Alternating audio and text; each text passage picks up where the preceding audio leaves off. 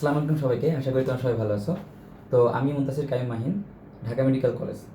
তো আমরা হচ্ছে প্রথমবারের মতো আমাদের যে বোর্ড বইয়ের যে এমসিকিউগুলো আছে, প্রতিটা চ্যাপ্টারের শেষে যে এমসিকিউগুলো আছে সেগুলো হচ্ছে তোমাদের অ্যানালাইসিস সহ সলভ করে দিব। আমার মনে হয় না এখন পর্যন্ত কোনো প্ল্যাটফর্মে এই জিনিসগুলো এখন পর্যন্ত সরবরাহ করা হয়েছে। আমরা নিউরন ক্লাসের পক্ষ থেকে আমাদের যে ডিএমসি ক্র্যাকার্স যে গ্রুপটা আছে সেই গ্রুপের পক্ষ থেকে আমরা জিনিসটা সলভ করে দিব। এবং এটা কেন গুরুত্বপূর্ণ, তোমরা অনেকেই বলো যে ভাইয়া এমসিকিউটা সলভ করার কি দরকার, বাট আলটিমেটলি তুমি যদি মেডিকেল কোশ্চেনগুলো দেখো বা বিভিন্ন বোর্ডের যে কোশ্চেনগুলো যদি দেখো, দেখবে যে এগুলো থেকে হুবহু এই কোশ্চেনগুলাই বা কোনো কোনো ক্ষেত্রে এগুলো চেঞ্জ হয়ে কিন্তু প্রশ্নগুলো আসে। সো ধরো এই একটা কোশ্চেন তোমাকে আমি পড়াইলাম, এই কোশ্চেন যদি চেঞ্জ হয়ে আসে তাহলে তুমি সেটা অ্যান্সার কীভাবে করবা। সো এই জিনিসটা কিন্তু আমাদের জানাটা খুব জরুরি এবং যার জন্য আমাদের অ্যানালাইসিসটা খুব গুরুত্বপূর্ণ। ঠিক আছে, তো সবাই হচ্ছে যে ভিডিও শেষ পর্যন্ত সাথে থাকো। আমি হচ্ছে কিছু মেডিকেলের জন্য কিছু এক্সট্রা জিনিসগুলো কিছু লিখে দিব প্রতিটা এমসিকিউ এর শেষে। এই দেখো আমার কাছে পুরো একটা নোট করা আছে এবং আশা করি মানে মোটামুটি দেখো আমি কিন্তু করাবো তোমাকে 4টা কোশ্চেন। ধরো আমি একটা চ্যাপ্টার থেকে 4টা কোশ্চেন তোমাকে আমি করালাম, বাট 4টা কোশ্চেন মানে কিন্তু 4টা টপিক। ঠিক আছে, তোমাকে বুঝতে হবে 4টা টপিক, 4টা টপিক কিন্তু গুরুত্বপূর্ণ। সো ওই টপিকগুলো থেকে কোন কোন লাইনগুলো ইম্পর্টেন্ট সেগুলো হচ্ছে যে আমি পড়ানোর চেষ্টা করবো। ঠিক আছে, এখানে আমার সব নোট করা আছে এবং চিত্রটা আছে, সবাই একটু খাতা কলম নিয়ে বসবা। ঠিক আছে, তো আমি হচ্ছে শুরু করি একদম প্রথম যে চ্যাপ্টার আমাদের কোষ ও কোষের গঠন। ঠিক আছে, তো কোষ ও কোষের গঠন, এই যে ইয়েগুলো আছে, কোশ্চেন আছে, কয়টা দেখো 4টা কোশ্চেন। তোমাদের কাছে মনে হবে 4টা কোশ্চেন করে কি করবো, কিন্তু এই 4টা কোশ্চেন কিন্তু অনেক বড় কিছু হয়ে যাবে। ঠিক আছে, তো প্রথম কোশ্চেনে আসো, সেটা হচ্ছে আমার প্রথম কোশ্চেনটা কি বলতেছে দেখো, যে ডিঅক্সিরাইবোজের কয় নম্বর কার্বনে অক্সিজেন নেই। আচ্ছা, এটা হচ্ছে তোমরা অবশ্যই, আমি একটু 1 মিনিট মানে 1 সেকেন্ড ভাবার সময় দিলাম, যদি তোমরা পারো তো অ্যান্সার করো। ঠিক আছে, তো এটার অ্যান্সার কি হবে, এটা হচ্ছে 2 নম্বর কার্বনে। প্রথম কোশ্চেন হচ্ছে এটা যে এটার ডিঅক্সিরাইবোজে 2 নম্বর কার্বন হচ্ছে অক্সিজেন নেই। তো আচ্ছা ভাইয়া তাহলে কিভাবে নেই, তো প্রথম কথা আমরা যেটা জানি সেটা হচ্ছে হোয়াট ইজ রাইবোজ। আচ্ছা, রাইবোজ মানেটা কি? তো রাইবোজ মানে তোমরা অনেকেই জানো যে এটা হচ্ছে একটা কার্বোহাইড্রেট। এটা কি, এটা হচ্ছে একটা কার্বোহাইড্রেট। এটা হচ্ছে একটা কার্বোহাইড্রেট। আচ্ছা, কারণ কার্বোহাইড্রেটটা কি? কার্বোহাইড্রেট তোমরা সবাই জানো যে পলিহাইড্রক্সি অ্যালডিহাইড অথবা পলিহাইড্রক্সি কিটোন। আচ্ছা, পলিহাইড্রক্সি মানে কি? আমি বলতেছি দেখো, পলিহাইড্রক্সি, পলি মানে কি দেখো, যে পলি মানে তো অনেক, তাই না? পলি মানে হচ্ছে অনেক, পলি মানে হচ্ছে অনেক। আর হাইড্রক্সি মিন্স, হাইড্রক্সি মানে হচ্ছে যে OH মূলক, যেটা আমি বোঝাচ্ছি। ঠিক আছে, অর্থাৎ যেই যৌগগুলোতে যে অ্যালডিহাইড এবং কিটোন জাতীয় যৌগগুলো, অ্যালডিহাইড এবং কিটোন মানে কি, অ্যালডিহাইড গ্রুপ থাকবে এবং কিটোন গ্রুপ থাকবে। ঠিক আছে, এই যৌগগুলোতে যদি হাইড্রক্সাইডটা 2 এর বেশি থাকে বা 1 এর বেশি যদি থাকে, তাহলে সেটাকে আমরা বলবো হচ্ছে পলিহাইড্রক্সি অ্যালডিহাইড বা পলিহাইড্রক্সি কিটোন, সেটাকে আমরা বলবো কার্বোহাইড্রেট। এখন তুমি বলতে পারো যে ভাই পলিহাইড্রক্সি অ্যালডিহাইড এবং কিটোন হলে শুধুমাত্র কার্বোহাইড্রেট হবে কি, অন্য কোনোভাবে হওয়া যায় না? হ্যাঁ, অন্য কোনোভাবেও হবে। কিভাবে হবে? এমন একটা যৌগ, ধরো আমি এখানে একটা যৌগ নিয়ে আসছি, এই যৌগটাকে আমি হাইড্রোলাইসিস করলাম। ঠিক আছে, পানির সাহায্যে এটাকে ভাঙলাম, হাইড্রোলাইসিস করে আমি যদি এই পলিহাইড্রক্সি অ্যালডিহাইড বা পলিহাইড্রক্সি কিটোন বের করতে পারি, তাহলে সেটা হয়ে যাবে আমার একটা, সেটা হয়ে যাবে একটা কার্বোহাইড্রেট। যেমন তোমাকে উদাহরণ দিই, ধরো সুক্রোজ, তুমি সুক্রোজ নিছো, নেওয়ার পরে তুমি এটাকে হাইড্রোলাইসিস করলা, করার পরে কি পাবা, তুমি কিন্তু সুক্রোজকে ভাঙলে কিন্তু কার্বোহাইড্রেট পাবা। ঠিক আছে, তার মানে এটাই বলতেছি আমি এখান থেকে বোঝানোর চেষ্টা করতেছি যে তোমার রাইবোজ যেটা, সেটা হচ্ছে একটা কার্বোহাইড্রেট। এখন এই কার্বোহাইড্রেট কিন্তু অনেকগুলো কার্বন দ্বারা হতে পারে। দেখা যাচ্ছে তোমার কার্বোহাইড্রেট কিন্তু কয়েকটা প্রকার আছে। ঠিক আছে, যে যেটা হচ্ছে তোমার মনোস্যাকারাইড, ডাইস্যাকারাইড, অলিগোস্যাকারাইড আর পলিস্যাকারাইড। সো মনোস্যাকারাইড গুলা আবার কিন্তু 3 থেকে 10টা কার্বন নিয়ে গঠিত হয়। এই 3 থেকে 10টা কার্বনের মধ্যে আমি যেই কার্বোহাইড্রেটে 5টা কার্বন পাবো সেটাকে আমি বলবো হচ্ছে কি, পেন্টোজ। ঠিক আছে, 5টা কার্বন যেটাকে আমি পাবো সেটা বলবো পেন্টোজ। এই যে রাইবোজ, এটা হচ্ছে কি, এটা একটা কার্বোহাইড্রেট, কিন্তু এটা হচ্ছে একটা পেন্টোজ। এটা কি, এটা হচ্ছে পেন্টোজ, এটা হচ্ছে একটা পেন্টোজ, একটা পেন্টোজ। ঠিক আছে, তো এই পেন্টোজ, তাহলে আমার পেন্টোজ তাহলে কয় ধরনের হবে একটু দেখো, আমি যদি একটু দেখাই, এটা একটু সাইডে নেই। আচ্ছা আচ্ছা, দেখ এখানে, তো এই যে পেন্টোজের কথা আমি বলতেছি, পেন্টোজ হবে 2 ধরনের হয়। ঠিক আছে, একটা হচ্ছে রাইবোজ,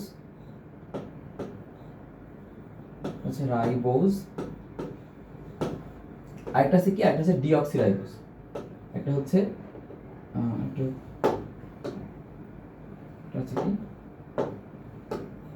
ডি ডিঅক্সিরাইবোজ, ঠিক আছে? একটা হচ্ছে রাইবোজ, একটা হচ্ছে ডিঅক্সিরাইবোজ। এখন এই দুইটার হচ্ছে যদি আমি স্ট্রাকচার দেখি তাহলে শুধুমাত্র আমাদের ক্লিয়ার হবে যে ভাই 2 নম্বর কার্বনে কীভাবে থাকছে। এখন দেখো, এখন পর্যন্ত এটা ক্লিয়ার হচ্ছে যে কার্বোহাইড্রেটে কয়টা কার্বন থাকে, মানে এই রাইবোজে 5টা কার্বন থাকে এবং ডিঅক্সিরাইবোজে 5টা কার্বন থাকে। তাহলে 5টা কার্বন দিয়ে দিই। রাইবোজের নিচে আমি 5টা কার্বন দিয়ে দিলাম, 1টা 2টা 3টা 4টা, একটা আসবে 5টা, 1 2 3 4 5 CH2 ওইস, ঠিক আছে? তো আমার ইচ্ছা মতো আমি কার্বন এবং হাইড্রোজেন বসাই দিব। এখানে আমার একটা কি থাকবে, অ্যালডিহাইড মনে থাকবে CHO, ঠিক আছে? CHO থাকবে এখানে এখানে এখানে এখানে এখানে এখানে। তো এখানে যদি আমি বসাই তাহলে এখানে আমার কি থাকতেছে, এখানে থাকতেছে আমার একটা OH, এখানে একটা OH থাকতেছে, এখানে থাকতেছে আমার OH, আর এখানে হচ্ছে আমার একটা হাইড্রোজেন হাইড্রোজেন হাইড্রোজেন। এটা আমার রাইবোজের হচ্ছে গঠন। আচ্ছা, এরপরে দেখো ডিঅক্সিরাইবোজের ক্ষেত্রে কি হবে, 1 2 3 4 CH2OH। আচ্ছা, CH2OH, ঠিক আছে? তো এটা হচ্ছে কি CHO, সব হচ্ছে অ্যালডিহাইড। তো এটার ক্ষেত্রে 2 নম্বর কার্বনটা খুব ভালো করে খেয়াল করবা যে 2 নম্বর কার্বন কি দিতেছে। 2 নম্বর কার্বনটা হচ্ছে গুরুত্বপূর্ণ। এখানে হচ্ছে একটা OH, এখানে হচ্ছে একটা OH, এটা হচ্ছে হাইড্রোজেন, এখানে হচ্ছে একটা হাইড্রোজেন, ঠিক আছে? এই হচ্ছে কথা। তার মানে দেখো দুইটা স্ট্রাকচার তুমি খেয়াল করো, দেখো এই যে 2 নম্বর, এটা হচ্ছে 1 নম্বর, এটা হচ্ছে 2 নম্বর, এটা হচ্ছে 3 নম্বর, এটা হচ্ছে 4 নম্বর, আর এটা হচ্ছে 5 নম্বর কার্বন। তো আমি কি বলছিলাম যে আমার ডিঅক্সিরাইবোজের, আমি বলছিলাম হচ্ছে তোমার ডিঅক্সিরাইবোজের কয় নম্বর কার্বনে অক্সিজেন নেই। তার মানে এখানে দেখো তো কি হলো, ডিঅক্সিরাইবোজের এই যে 2 নম্বর যে কার্বনটা, এই 2 নম্বর কার্বনে কিন্তু কোনো অক্সিজেন নাই। এই স্ট্রাকচার থেকে আমরা বুঝতে পারি যে 2 নম্বর কার্বনের স্ট্রাকচার নেই, ঠিক আছে?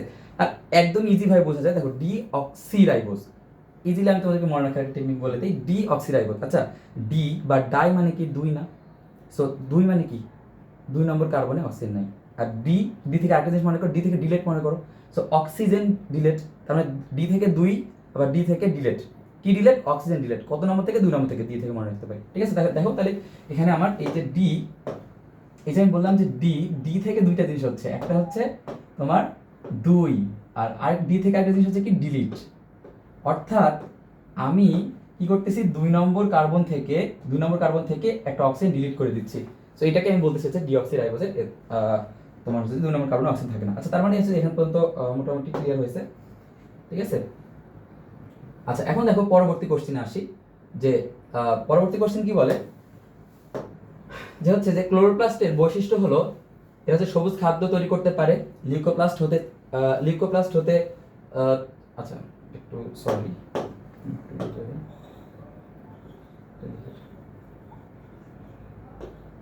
আচ্ছা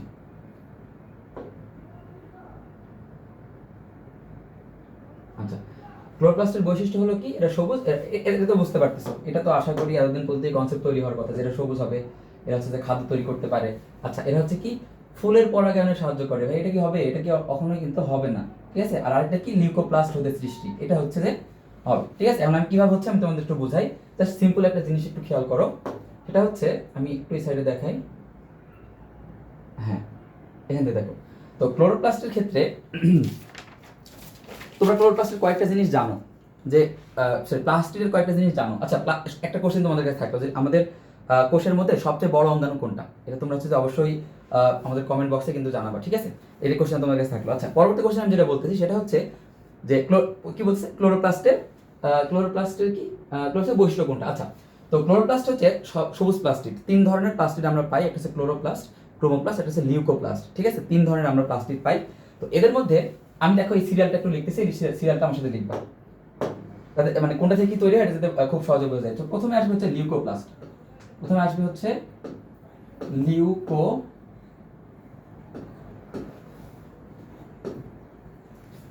লিউকোপ্লাস্ট। আচ্ছা, তো লিউকোপ্লাস্ট থেকে কি, লিউকোপ্লাস্ট থেকে তৈরি হয় হচ্ছে তোমার ক্লোরোপ্লাস্ট,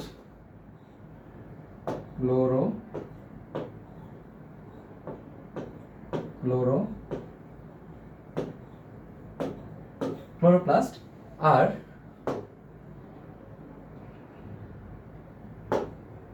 এই ক্লোরোপ্লাস্ট থেকে আমরা পেতে পারি আবার ক্রোমোপ্লাস্ট, ঠিক আছে? তো দেখো এটা ক্রোমোপ্লাস্ট। আচ্ছা, একদম রিল্যাক্সে দেখবা।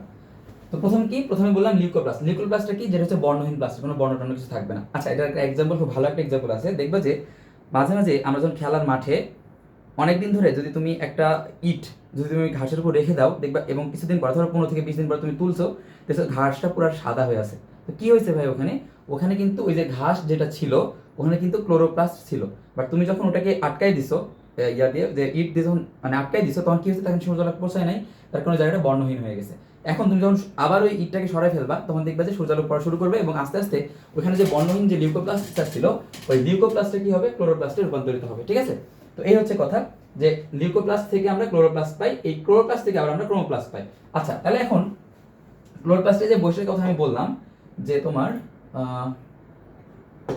ক্লোরোপ্লাস্টের যে বৈশিষ্ট্যের কথা বললাম, যে সবুজ তৈরি করতে পারে, এর লিউকোপ্লাস্ট থেকে তৈরি, এটা তাহলে বোঝা গেছে যে লিউকোপ্লাস্ট কিভাবে তৈরি হচ্ছে। ওই উদাহরণটা যে মনে রাখবে, যে লিউকোপ্লাস্ট থেকে তৈরি হতে পারে, যে আমি একটা ইট রাখছি, ঘাসের উপরে একটা ইট রাখছি, সেই ইটটা অনেকদিন থেকে সূর্যালোক পায় না, যার কারণে বর্ণহীন হয়ে গেছে, এখানে লিউকোপ্লাস্ট তৈরি হয়েছে, বা লিউকোপ্লাস্ট আছে যার কারণে সে বর্ণহীন। এরপর আমি ওটাকে তুলে ফেললাম, তখন ওই লিউকোপ্লাস্ট থেকে কি হলো, ক্লোরোপ্লাস্ট হয়ে গেছে। ঠিক আছে, তো এই হচ্ছে কথা। আচ্ছা, সবুজ গেল, হাত ধরে করতে পারে লিউকোপ্লাস্ট। এখন দেখো ফুলের পরাগায়ন। এই যে ফুলের পরাগায়ন, এই ফুলের পরাগায়নে সাহায্য করে কোনটা ভাইয়া? এই ফুলের পরাগায়নে সাহায্য করে হচ্ছে আমাদের ক্রোমোপ্লাস্ট। ফুলের পরাগায়নে সাহায্য করে কোনটা বলো? সাহায্য করে হচ্ছে আমাদের ক্রোমোপ্লাস্ট। ঠিক আছে, ক্রোমোপ্লাস্ট যেটা, সেটা হচ্ছে আমাদের ফুলের পরাগায়নে সাহায্য করে। কেন? কারণ কি, দেখো ক্রোমোপ্লাস্ট মানে কি, ক্রোম কথা থেকে আমরা কি জানি, ক্রোম মানে রং।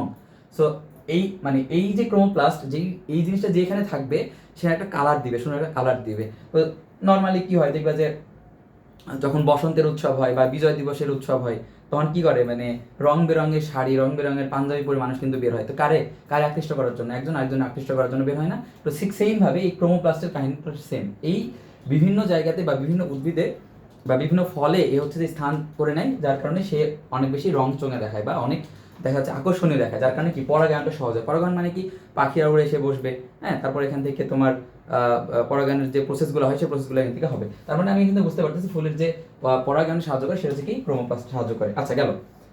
এরপরে আসো পরবর্তী যে কোশ্চেনটা, সেটা হচ্ছে যে, আচ্ছা, এটা খুব গুরুত্বপূর্ণ একটা কোশ্চেন, যে রহিমের দেহের সকল কোষে এমন একটা উপাদান আছে যা বংশগতির আণবিক ভিত্তি হিসেবে কাজ করে এবং জীবের বৈষম্য বংশ পরম্পরায় অধস্তন প্রজন্মে স্থানান্তর করে। তো এখানে দেখো ভাইয়া, এই কোশ্চেনটা তোমরা দেখেই বুঝতে পারার কথা, মানে একদম ইজি কোশ্চেন একটা, যে বলে দিছে বংশগতির আণবিক ভিত্তি। সো বংশগতির আণবিক ভিত্তি কোনটা? বংশগতির আণবিক ভিত্তি আমি বলতে আমরা কোনটা বুঝি?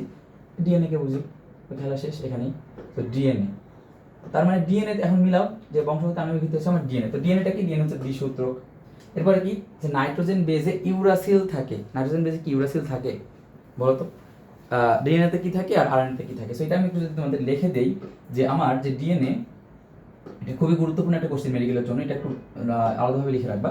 যে ডিএনএতে যে জিনিসগুলো থাকে সেটা হচ্ছে আমরা জানি যে অ্যাডেনিন, গুয়ানিন, সাইটোসিন, আর একটা থাকে থায়ামিন। ঠিক আছে, থায়ামিন AGTC।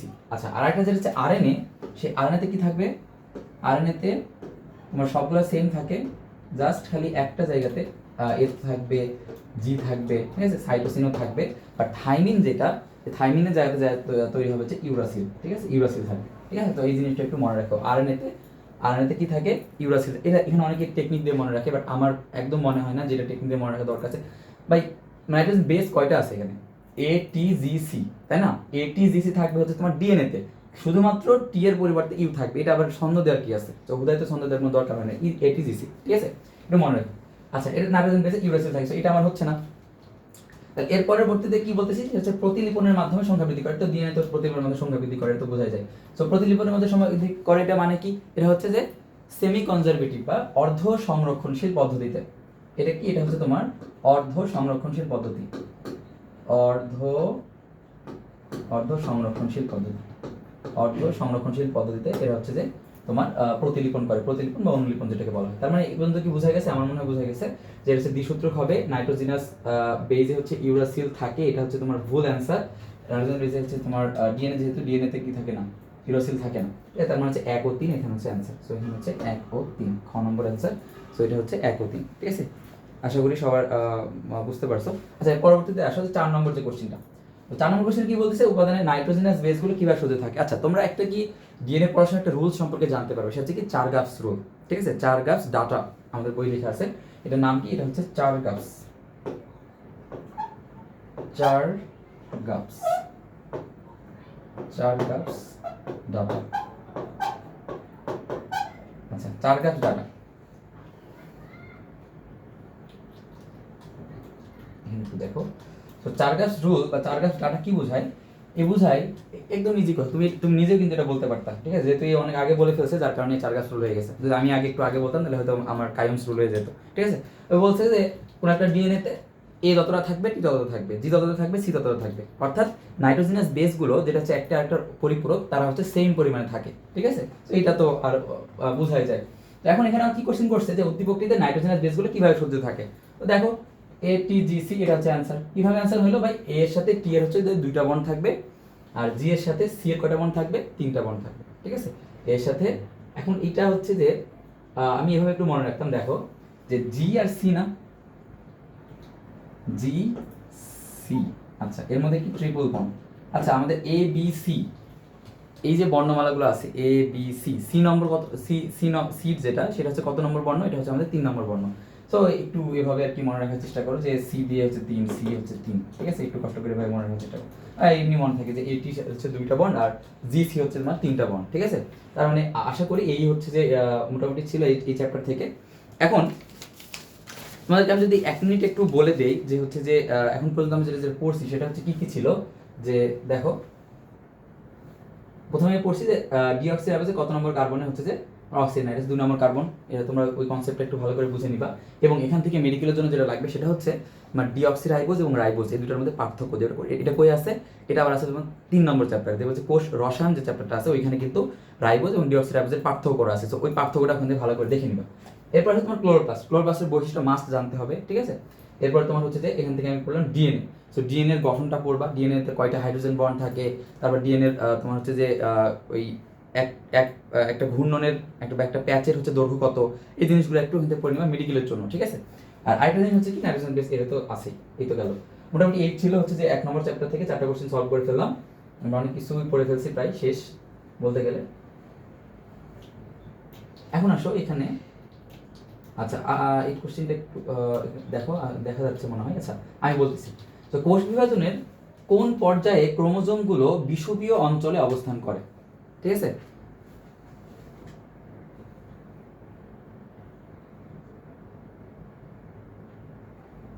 ওকে, কোষ বিভাজনের কোন পর্যায়ে ক্রোমোজোমগুলো বিষুবীয় অঞ্চলে অবস্থান করে, বলো তো এটার অ্যান্সার। আমি তোমরা নিচে কমেন্টে জানাবে।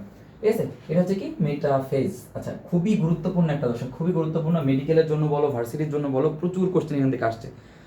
যদি 2 অধ্যায় থেকে কোশ্চেন হয় তার মানে দেখবে এখান থেকে একটা কোশ্চেন কিন্তু হবে। ঠিক আছে, তো তাহলে এখানে আমি একদম তাহলে মেটাফেজ যেটা যে পর্যায়টা সেটা একদম খুব ভালো করে পড়ে ফেলি এবং কিছু একটা ছন্দ দিয়ে দিব, তার মধ্যে কোনো মেটাফেজ যে ক্যারেক্টারিস্টিক্সগুলো বৈশিষ্ট্যগুলো সেগুলো খুব ভালো করে মনে রাখতে পারবে। ঠিক আছে, আচ্ছা দেখো তাহলে আমি একটা নতুন নিই। এখানে হচ্ছে ধরো এই কোশ্চেনটা থাকলো,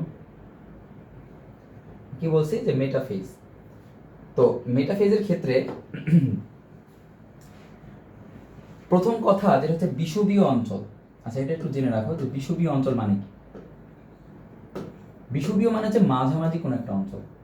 বিষুবীয় মানে আমার এইখানে বোঝাবে যে মাঝামাঝি বা মধ্য অবস্থানে কোন একটা অঞ্চল, মধ্য অঞ্চল।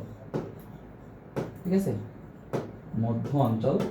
তো এই মধ্য অঞ্চলটা কিসের, এই মধ্য অঞ্চলটা হচ্ছে আমাদের স্পিন্ডল যন্ত্রের। ঠিক আছে, স্পিন্ডল যন্ত্রের বিষয়টা আবার কি আমি একটু খুব ভালো করে ক্লিয়ার করতেছি। তোমরা অবশ্যই জানো যে মাইটোসিস কোষ বিভাজনের কয়টা দশা থাকে, 5টা দশা থাকে, অর্থাৎ prophase, prometaphase, metaphase, anaphase, telophase, এই 5টা দশা।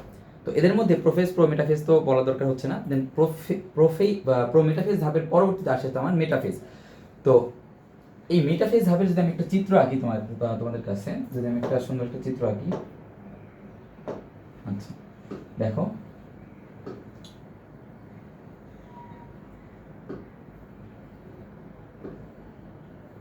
ঠিক আছে, এগুলো কি, এটা এই যন্ত্রটা কি বলা হয়, নাম বলো তো।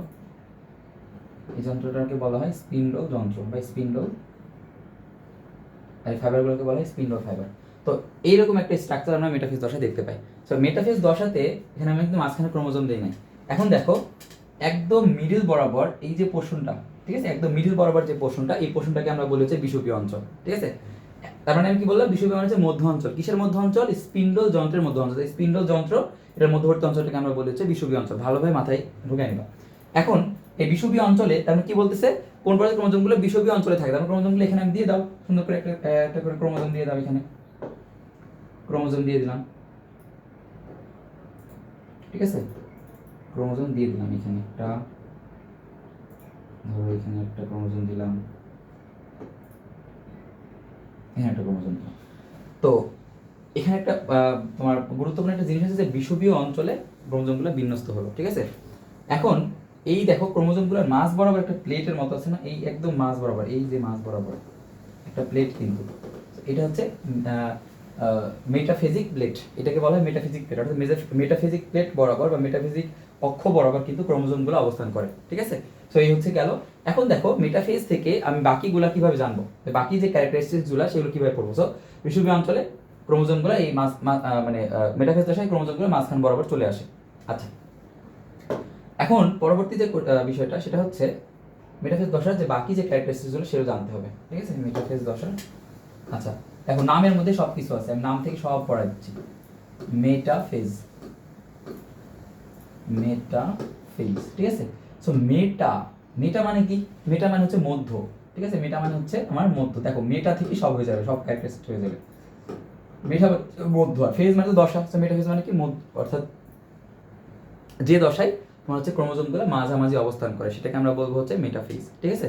আচ্ছা, এখন এই যে মেটা থেকে আরেকটা কথা একটু মনে রাখো, মেটা থেকে মনে রাখবো হচ্ছে মেটাকাইনেসিস। পরবর্তী কথা কি সেটা মেটা থেকে মনে রাখবা হচ্ছে মেটাকাইনেসিস, খুবই গুরুত্বপূর্ণ একটা কথা, মেটাকাইনেসিস। আচ্ছা, হোয়াট ইজ মেটাকাইনেসিস? তুমি একটু আগেই তোমার মুখে বললা যে হচ্ছে ক্রোমোজোমগুলো মাঝামাঝি বা বিষুবীয় অঞ্চলে বিন্যস্ত হওয়া, তার মানে কি? আর তাহলে মেটাকাইনেসিস মানে কি? মেটাকাইনেসিস মানে হচ্ছে এই যে ক্রোমোজোমগুলো সেগুলো হচ্ছে মেরুর দিক থেকে মাঝখানের দিকে অবস্থান করার যে প্রক্রিয়া সেটাকে আমরা বলবো হচ্ছে তোমার মেটাকাইনেসিস, অর্থাৎ বিষুবীয় অঞ্চলে ক্রোমোজোমের যে বিন্যস্ত হওয়ার যে প্রক্রিয়া। অর্থাৎ বিষুবীয় অঞ্চলে কি হলো, এখানে তোমার হচ্ছে বিষুবীয় অঞ্চলে ক্রোমোজোমগুলো যে বিন্যস্ত হলো, এখান থেকে আস্তে আস্তে যে বিষুবীয় অঞ্চলে যে বিন্যস্ত হলো, এই বিন্যস্ত হওয়ার যে প্রক্রিয়া এটাকে আমরা বলবো হচ্ছে তোমার মেটাকাইনেসিস। এখন আসো এখানে যে মেটাকাইনেসিস থেকে আরেকটা কথা মনে রাখো, যে মেটা থেকে মনে রাখবা মোটা, ঠিক আছে, মেটা থেকে কি মনে রাখবা? মোটা। মেটার আরেকটা কাজ হচ্ছে সে হচ্ছে মোটা। আচ্ছা,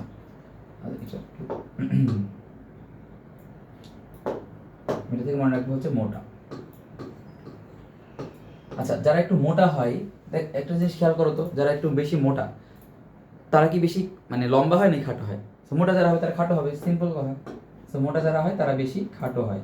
আচ্ছা, এখন ধরো দূর থেকে ধরো কুয়াশা খুব, কুয়াশার মধ্যে একটা পাতলা মানুষ এটা আসছে, সাথে একটা মোটা মানুষ এটা আসতেছে, তারপর তুমি কারে ভালোভাবে দেখতে পাবা? অবশ্যই মোটাটারে ভালোভাবে দেখতে পাবা। তো যারা হচ্ছে মোটা হয় তারা হচ্ছে খাটো হয়, এবং একই সাথে তারা কি হবে?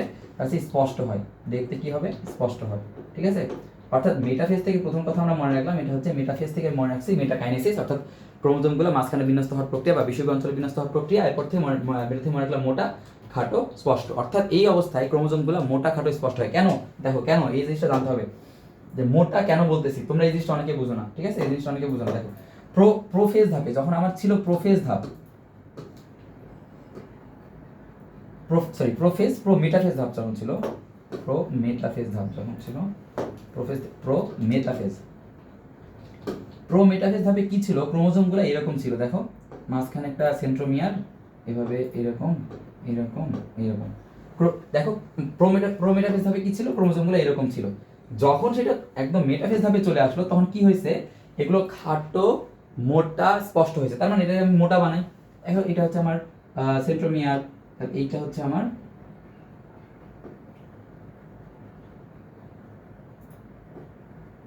সেই ক্রোমোজোম, ঠিক আছে, এটা হচ্ছে আমার সেই ক্রোমোজোম, এটা হচ্ছে আমার সেই ক্রোমোজোম। অর্থাৎ দেখো এই যে ফাইবারগুলো ছিল এগুলো কি একটু মোটা মোটা হয়ে গেছে না?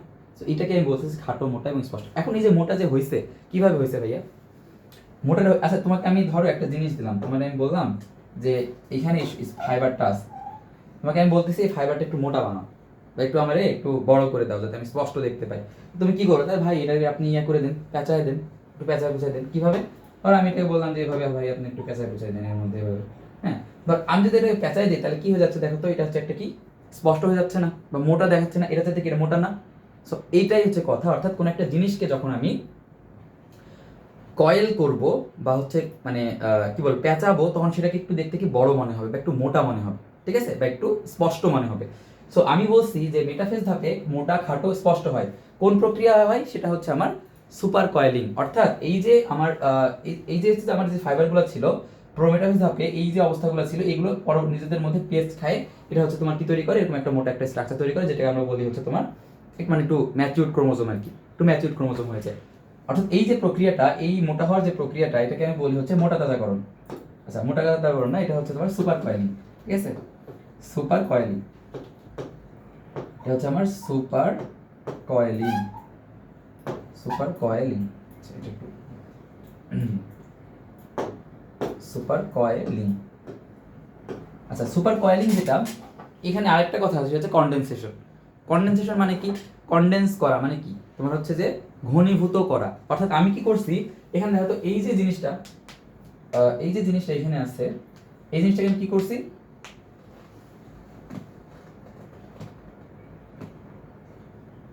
আচ্ছা এখানে যে জিনিসটা, এখানে যে ক্রোমোজোমটা ছিল চিকনা ক্রোমোজোম, এটাকে আমি কনডেন্স করছি বা ঘনীভূত করছি। কোন প্রক্রিয়া করছি?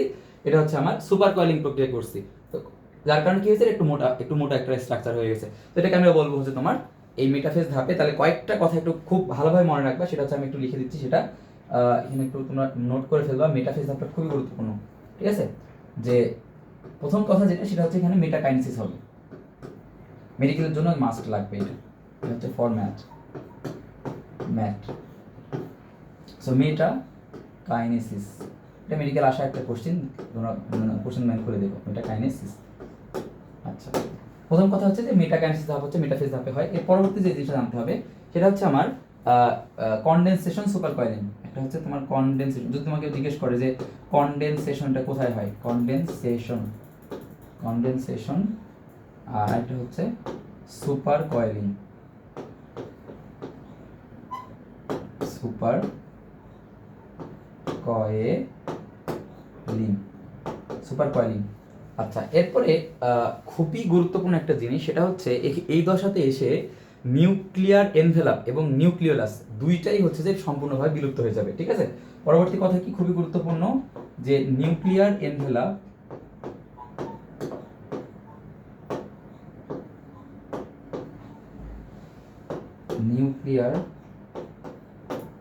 এনভেলাপ আরেকটা আসবে তোমার হচ্ছে নিউক্লিয়ার এনভেলাপ, আরেকটা কি, আরেকটা তোমার হচ্ছে নিউক্লিওলাস।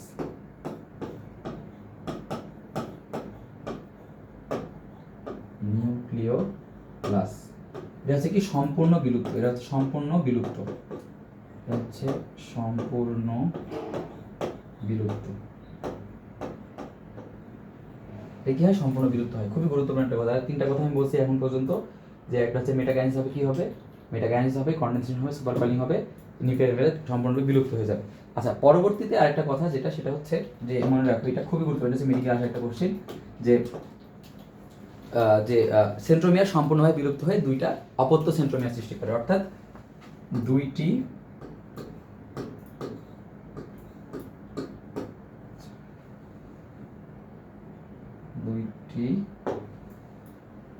অপত্য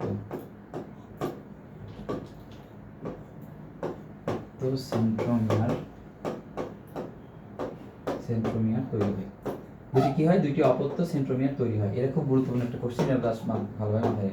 তাহলে মোটামুটি মেটাকাইনেসিস আমাদের মোটামুটি পড়া শেষ, ঠিক আছে। তো এখান থেকে এই ছিল।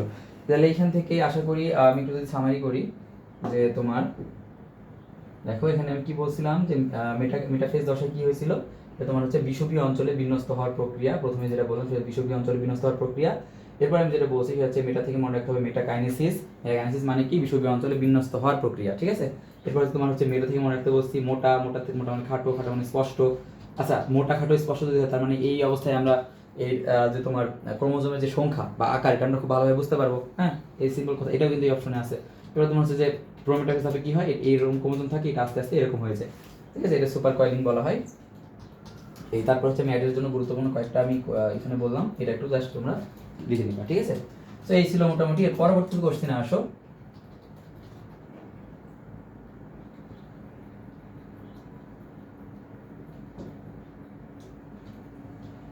আচ্ছা, পরবর্তী কোশ্চেনটা দেখো যে মাইটোসিসের অ্যানাফেজ এর বৈশিষ্ট্য হলো, আচ্ছা মাইটোসিসের অ্যানাফেজ এর বৈশিষ্ট্য যেটা সেটাকে আমরা কি বলি। এখানে তোমার অপশন আছে, এখানে যে তোমার হচ্ছে যে অপত্য ক্রোমোজোম সৃষ্টি হয়, অপত্য ক্রোমোজোমগুলো মেরুমুখী চলে, হ্যাঁ এই আরেকটা অপশন এখানে দেওয়া আছে। সো এখানে কি অপত্য ক্রোমোজোম অবশ্যই তৈরি হবে, একই সাথে হচ্ছে তোমার হচ্ছে যে ক্রোমোজোমগুলো অবশ্যই মেরুমুখী চলবে, ঠিক আছে, মেরুমুখী অবশ্যই চলে, হ্যাঁ।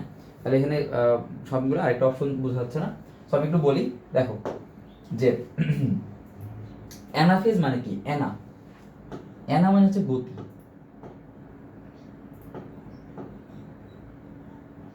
অ্যানাফেজ মানে হচ্ছে কি আমার গতি, অর্থাৎ এই দশাটাকে আমি বলি হচ্ছে গতি দশা, ঠিক আছে, অর্থাৎ মাইটোসিসের গতি দশাকে আমরা বলবো হচ্ছে অ্যানাফেজ। তো অ্যানাফেজ ধাপে কি হয়, এখানে হচ্ছে অপত্য ক্রোমোজোম তৈরি হবে, অপত্য ক্রোমোজোম, অর্থাৎ ওই যে তোমার মেটাফেজ ধাপে কি হলো, সেন্ট্রোমিয়ারটা বিভাজিত হয়ে গেল না, সেন্ট্রোমিয়ারটা বিভাজিত হওয়া মানে কি, যে চারটা যে তোমার দুইটা যে হচ্ছে যে ইয়া ছিল, ক্রোমাটিড ছিল, অর্থাৎ আমি যদি বলি এরকম ভাবে মেটাফেজ ধাপে কি ছিল, এখানে হচ্ছে এরকম ছিল। তো মেটাফেজ ধাপের পর কি হয়েছে, সেন্ট্রোমিয়ারটা বিভাজিত হয়ে গেছে, মানে দুইটা, এই সেন্ট্রোমিয়ারটা যদি বিভাজিত হয় তাহলে কি হবে দেখো, এখানে একটা এই ক্রোমোজোম, এখানে একটা আরেকটা ক্রোমোজোম তৈরি হবে, ঠিক আছে। তো এরা তখন দুই দিক থেকে যাওয়া শুরু করবে, অর্থাৎ এখানে কি স্পিন্ডল ফাইবার অ্যাটাচড আছে না, এখানে স্পিন্ডল ফাইবার অ্যাটাচড আছে। তো এরা হচ্ছে স্পিন্ডল ফাইবার এদিকে টান দেওয়া শুরু করবে, এটা এদিকে টান দেওয়া শুরু করবে, এটা এদিকে টান দেওয়া শুরু করবে, যার কারণে মানে তখন কি হবে, অ্যানাফেজ দশা তৈরি হবে। অ্যানাফেজ দশাতে কি প্রান্তের দিকে যাওয়া শুরু করে, তো অবশ্যই হচ্ছে অপত্য ক্রোমোজোম তৈরি হয়, এটা হচ্ছে ঠিক আছে। তো অপত্য ক্রোমোজোমগুলো মেরুমুখী চলন শুরু করে। এটা মানে কি, এটা মানে হচ্ছে যে অপত্য ক্রোমোজোমের ক্ষেত্রে দেখো যে তোমার এটা যদি আমার স্পিন্ডল যন্ত্র হয়, তো স্পিন্ডল যন্ত্রে কি হয়, তো বিষুবীয় অঞ্চল বরাবর, এই বিষুবীয় অঞ্চল বরাবর তো ক্রোমোজোম ছিল, এরপর হচ্ছে তোমার এদিক বরাবর কিছু ক্রোমোজোম যাওয়া শুরু করে, এদিক বরাবর কিছু ক্রোমোজোম যাওয়া শুরু করে, ঠিক আছে, এরকম ভাবে। অর্থাৎ দেখো এই যে ক্রোমোজোমগুলো যে যাচ্ছে মেরুর দিকে, মেরুর দিকে যাওয়ার সময় কি সেন্ট্রোমিয়ারটা অগ্রগামী না, সেন্ট্রোমিয়ারটা অগ্রগামী, আর তোমার হচ্ছে যে সেন্ট্রোমিয়ারটা অগ্রগামী, বাট বাহুগুলো কি পেছনের দিকে আছে, পেছনের দিকে বাহুগুলো আছে এরকম হয়ে যায়, ঠিক আছে। এটা হচ্ছে সেন্ট্রোমিয়ার আর দুটা বাহু সামনের দিকে যাইতেছে। এই অবস্থায় ক্রোমোজোমগুলো বিভিন্ন আকার ধারণ করে, এই জিনিসটা তোমাদের মাস্ট জানতে হবে, কি কি আকার ধারণ করে একটু দেখো। এটা হচ্ছে একটা হচ্ছে ভি, এল, জে, আই, এই তিনটা আকার ধারণ করে, ঠিক আছে, চারটা আকার।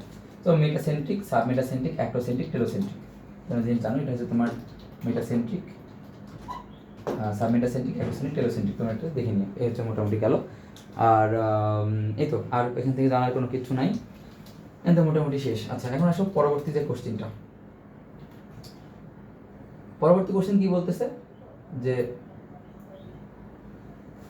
উন্নত জাতের ফসল উদ্ভিদ ইরি উৎপাদনে কোষ বিভাজনের ভূমিকা রয়েছে, ঠিক আছে। আচ্ছা ঠিক আছে, উদ্ভিদের উৎপাদনে কোষ বিভাজনের কোন পর্যায়ের ভূমিকা রয়েছে, তোমরা এটা অ্যান্সার কি হবে বলো সবাই, অ্যান্সারটা হবে তোমার প্যাকাইটিন, ঠিক আছে, প্যাকাইটিন।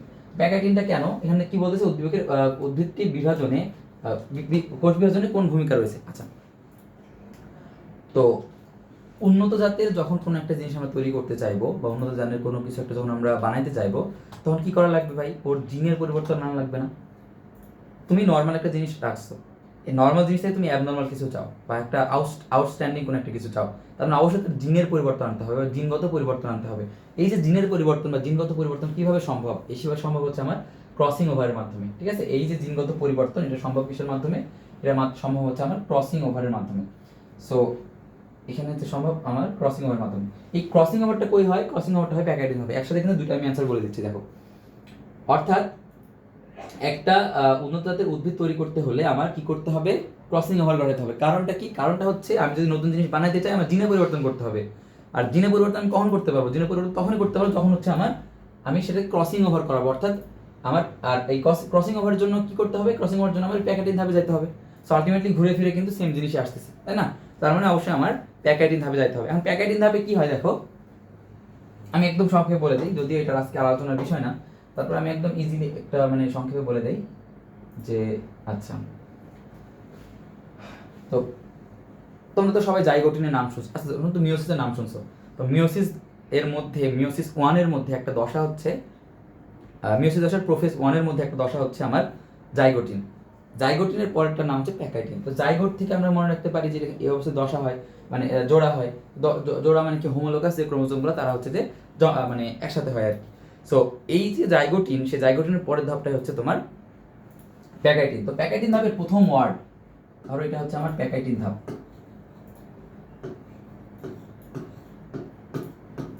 প্যাকাইটিন, প্যাকাইটিনের প্রথম ওয়ার্ড যেটা জানতে হবে সেটা হচ্ছে আমার টেট্রাড। এই অবস্থায় কি তৈরি হয়, আমার টেট্রাড তৈরি হয়।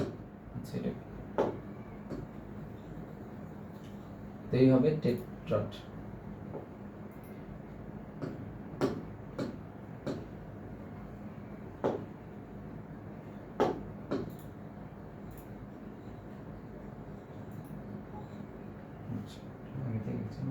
আচ্ছা, কি তৈরি হবে, টেট্রাড। আচ্ছা, টেট্রাডটা কি, দেখো যে যখন হচ্ছে আমার বাইভ্যালেন্ট ছিল, অর্থাৎ জাইগোটিন যে দশাটা, সেই দশাতে যখন আমার জাইগোটিন ছিল, জাইগোটিন মানে মানে তোমার বাইভ্যালেন্ট ছিল, একটা ক্রোমোজোম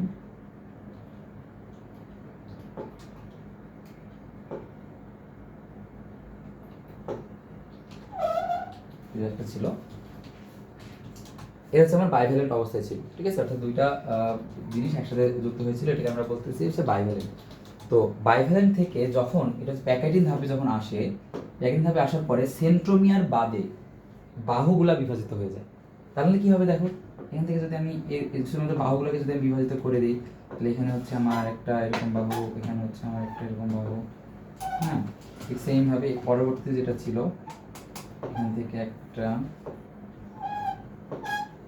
এখান থেকে এখানে একটা, দেখো তো, তাহলে 1 2 3 4, চারটা আমার ক্রোমাটিড তৈরি হলো না? আর ক্রোমাটিড থেকে আমার একবার টেট্রাড, তাই না? তো চারটা ক্রোমাটিড, তো এটাকে আমরা চারটা ক্রোমাটিড, এই জন্য এটা আমরা বলেছি টেট্রাড। অর্থাৎ প্যাকাইটিন দশার প্রথম যে ধাপটা সেটা হচ্ছে টেট্রাড। এখন এই যে টেট্রাড যেটা হইলো, এই টেট্রাডগুলার দেখো তো, এটার সাথে এটা হচ্ছে সিস্টার, দুজন একসাথে আছে, তো সিস্টার ক্রোমাটিড। এই ক্রোমাটিড আর আচ্ছা, ক্রোমাটিড মানে তো তোমরা বুঝো, ধরো এটা যদি আমার ক্রোমোজোম হয়, এটা ধরো আমার ক্রোমোজোম,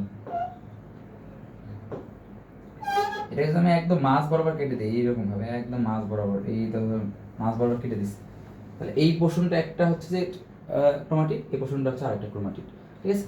তো এই ক্রোমাটিডের ক্ষেত্রে দেখো, এটার ক্ষেত্রে দেখো, এইটা আর এইটা, এই দুটো হচ্ছে সিস্টার ক্রোমাটিড, আর এগুলোর সাথে এগুলো হচ্ছে নন সিস্টার ক্রোমাটিড, ঠিক আছে। তো কি হবে, আমার এই যে প্যাকাইটিন ধাপে ক্রসিং ওভার হবে, এবং ক্রসিং ওভারের ক্ষেত্রে আমার কি জানতে হবে, যে ক্রসিং ওভারের ক্ষেত্রে হচ্ছে আমার দুইটা নন সিস্টার ক্রোমাটিডের মধ্যে হচ্ছে অংশের বিনিময় হবে, তাই না? ক্রসিং ওভারের ক্ষেত্রে কি হবে, দুইটা নন সিস্টার ক্রোমাটিডের মধ্যে তোমার যে ইয়াটা মানে কি বলে, বৈশিষ্ট্যের আদান প্রদান, অর্থাৎ জিন আদান প্রদান, অর্থাৎ এই যে দেখো একটা নন সিস্টার ক্রোমাটিড, এই যে নন সিস্টার ক্রোমাটিড, নন সিস্টার ক্রোমাটিড, এই দুটার মধ্যে জিনের আদান প্রদান হবে, এটাকে আমরা বলছি হচ্ছে তোমার ক্রসিং ওভার। ক্রসিং ওভারটা কই হয়, ক্রসিং ওভারটা হয় আমার প্যাকাইটিন ধাপে। এজন্য এখানে বলছিল যে যে তোমার উন্নত জাতের উদ্ভিদ উৎপাদনের জন্য আমার কি দরকার হয়, প্যাকাইটিন দশা। প্যাকাইটিন দশা হচ্ছে ক্রসিং ওভার। মেইন কথা, এত কাহিনী বাদ, ভাই আমি হচ্ছে নতুন বৈশিষ্ট্য আনবো, তো নতুন বৈশিষ্ট্য যদি আমি আনতে চাই, তাহলে কি করতে হবে, আমি জিনে পরিবর্তন করতে হবে। আমি এইরকম আছি, তো আমি ধরো আমার চুল হচ্ছে কালো, তুমি চাও যে আমার চুল কালো না, আমার চুল হচ্ছে সাদা হোক। আমার জন্ম হয় তুমি চাও যে আমার চুল হচ্ছে যে ধরো লাল হয়ে যায়, এখন তাহলে কি করবা, যে চুল আমার কালো হওয়ার জন্য যে জিনটা ছিল সেই জিনে তুমি পরিবর্তন আনবা, তাই না? সো আমার সেরকম ভাবে একটা উন্নত জিনিস আমি তৈরি করতে চাই, তার মানে আমার কি করতে হবে ভাই, তার জিনে পরিবর্তন আনতে হবে। আর জিনে পরিবর্তন কখন সম্ভব, এই যখন একটা কোষ থেকে আরেকটা কোষ তৈরি হচ্ছে, ওই সময়টাতে আমার যে দশাগুলো হচ্ছে তার মধ্যে একটা গুরুত্বপূর্ণ দশা হচ্ছে প্যাকাইটিন। সেই প্যাকাইটিন ধাপে একটা মানে একটা কাজ হয়, সেটা হচ্ছে ক্রসিং ওভার। এই ক্রসিং ওভারের সময় জিনের পরিবর্তন হচ্ছে, ওই টাইমে আমার কাজটা করতে হবে, ঠিক আছে। সো আশা করি তোমরা বুঝতে পারছো। তো এই হচ্ছে মোটামুটি ছিল।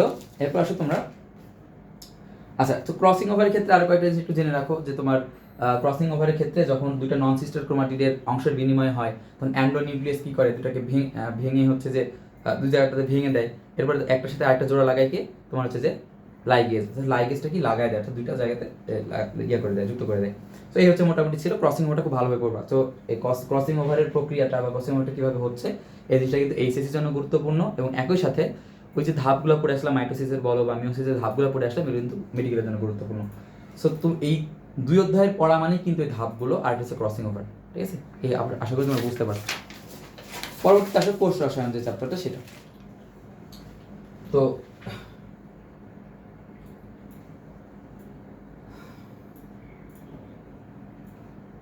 কোষাসনের ক্ষেত্রে দেখো প্রথমে কি বলতেছে, নিচের কোনটি রিডিউসিং সুগার। আচ্ছা, তো রিডিউসিং সুগার আশা করি তোমরা মোটামুটি জানা আছে। তো রিডিউসিং সুগার কোনগুলোকে বলা হয়, আমি কিন্তু শুরুতেই বলছি যে ভাই কার্বোহাইড্রেট হইতে হলে সেখানে একটা অ্যালডিহাইড গ্রুপ অথবা একটা কিটোন গ্রুপ থাকতে হবে, তাই না? অ্যালডিহাইড অথবা কিটোন গ্রুপ থাকবে, এর মধ্যে পলিহাইড্রক্সি অ্যালডিহাইড অথবা পলিহাইড্রক্সি কিটোন হতে হবে। তো পলিহাইড্রক্সি অ্যালডিহাইড বা পলিহাইড্রক্সি কিটোনের ক্ষেত্রে এই যে অ্যালডিহাইড গ্রুপটা বা এই যে কিটোন গ্রুপটা এরা যদি মানে ফ্রি থাকে বা মুক্ত থাকে, তাহলে কি করবে, এরা হচ্ছে অন্য একটা ক্ষারীয় আয়নকে কি করে ফেলবে, বিজারিত করে ফেলবে। ঠিক আছে, এজন্য এদেরকে আমরা বলি হচ্ছে রিডিউসিং বা বিজারক, রিডিউসিং সুগার। অর্থাৎ এরা কি করে, ক্ষারীয় আয়নকে হচ্ছে যে বিজারিত করে দেয়। অর্থাৎ প্রথম কথা, রিডিউসিং সুগার কেন বলতেছি, কারণ রিডিউসিং সুগার কেন বলতেছি, কারণ হচ্ছে এরা ক্ষারীয় যে আয়নটা,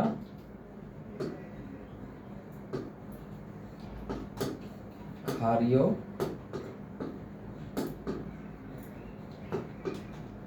যে আয়নটা এটাকে কি করে, এটা হচ্ছে বিজারিত করে। ক্ষারীয় আয়নটা কি করে, বিজারিত, ক্ষারীয় আয়ন যেটা সেটাকে কি করে, বিজারিত করে। আচ্ছা, তাহলে এখন এবং একই সাথে এরা কি করে, বেনেডিক্ট দ্রবণ এবং ফেলিং যে দ্রবণটা এটাকে তোমরা হচ্ছে কি করে, বিজারিত করে। ঠিক আছে, একই সাথে কি করে, তোমার ফেলিং দ্রবণ, ফেলিং ও বেনেডিক্ট, ফেলিং এবং বেনেডিক্টটাকে কি করে, ফেলিং ফেলিং ফেলিং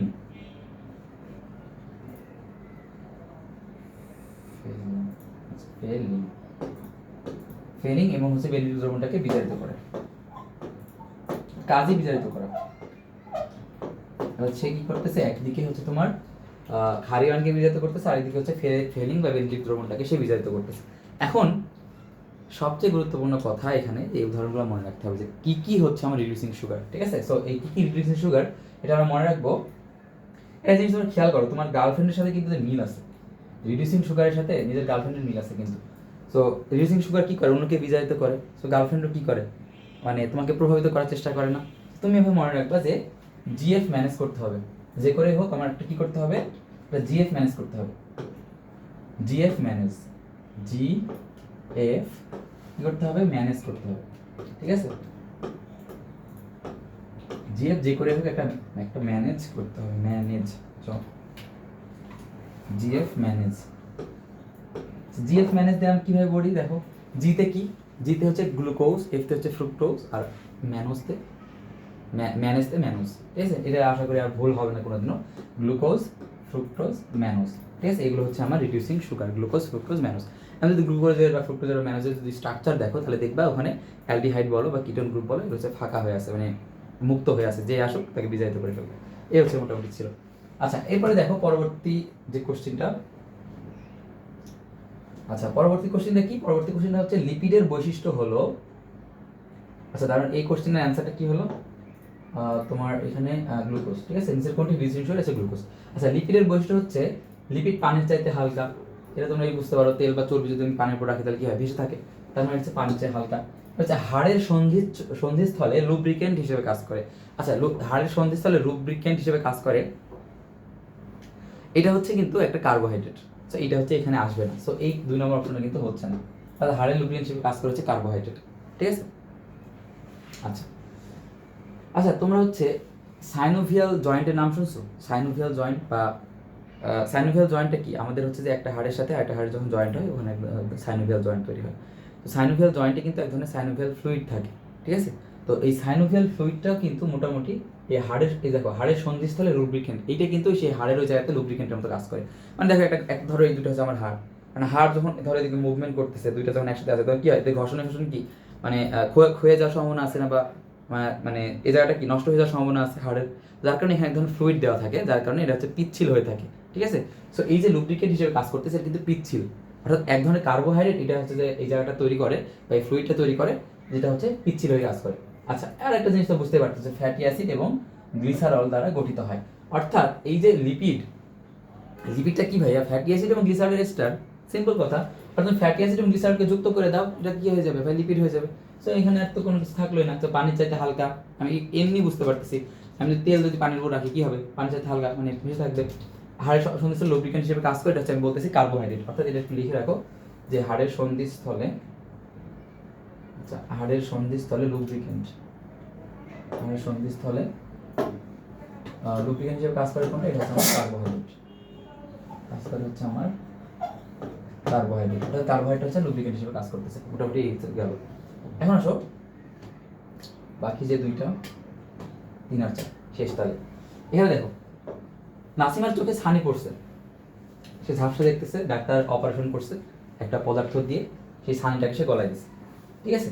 তখন কি বলতে, ছানি অপারেশনে যে জৈব পদার্থ ব্যবহার করা হয় তার বৈশিষ্ট্য কি?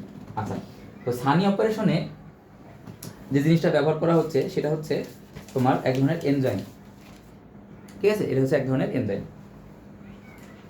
তো আর তারপর কি বলতেছে যে উক্ত জৈব পদার্থের একটি অংশ আবার জীবদেহের প্রতিরক্ষা হিসেবেও কাজ করে।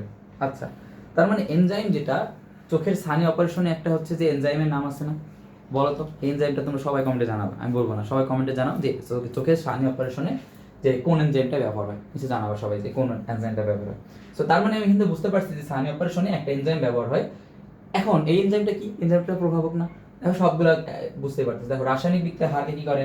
ত্বরান্বিত করে। অর্থাৎ এনজাইমটা কি করে? এনজাইমটা সবসময় কোনো একটা বিক্রিয়ার শুরুটা করে দিবে, সে কখনো সাম্যাবস্থায় কিন্তু পরিবর্তন করবে না। অর্থাৎ সে শুরু করে দিবে এবং একই সাথে সাথে সে বিক্রিয়ার গতিটাকে বাড়ায় ফেলতে শুরু করবে, ঠিক আছে? দেখো প্রভাবক আর এনজাইমের মধ্যে পার্থক্য আছে। এনজাইমটা শুধুমাত্র বিক্রিয়ার গতি বাড়াবে, বাট প্রভাবক একই সাথে বাড়ায়, কমায়, আবার কোনো সময় দেখা যাচ্ছে কিছু কিছু প্রভাবক বিষক্রিয়া তৈরি করে, ঠিক আছে? তো কি বলবো যে প্রভাবক যেটা সেটা কি করে? বাড়াইতে পারে, কমাইতে পারে। এনজাইমের কাজ সবসময় কি করে? এনজাইমের কাজ সবসময় হচ্ছে বাড়ানো। সো এনজাইম যেটা, সে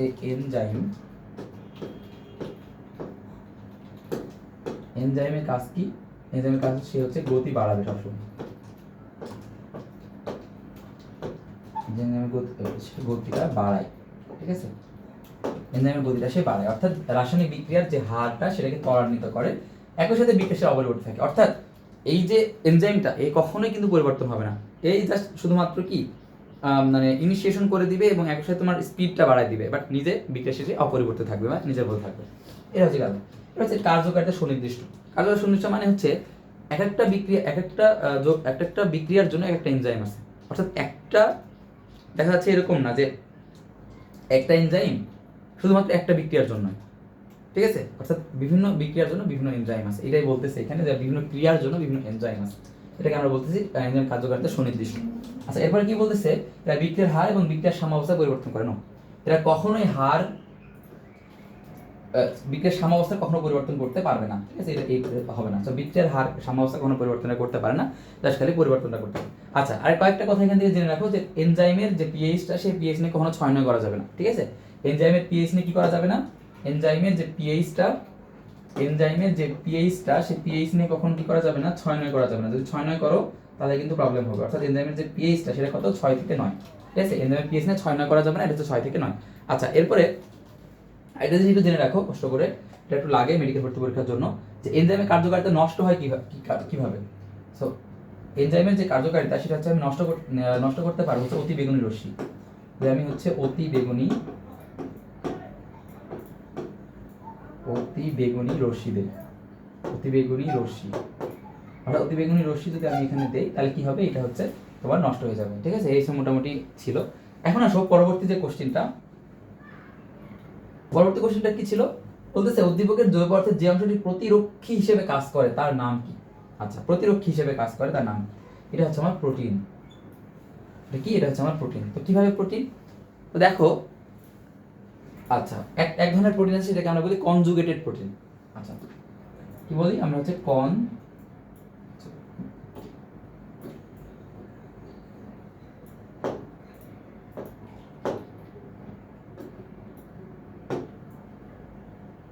আমরা কি বলতেছি যে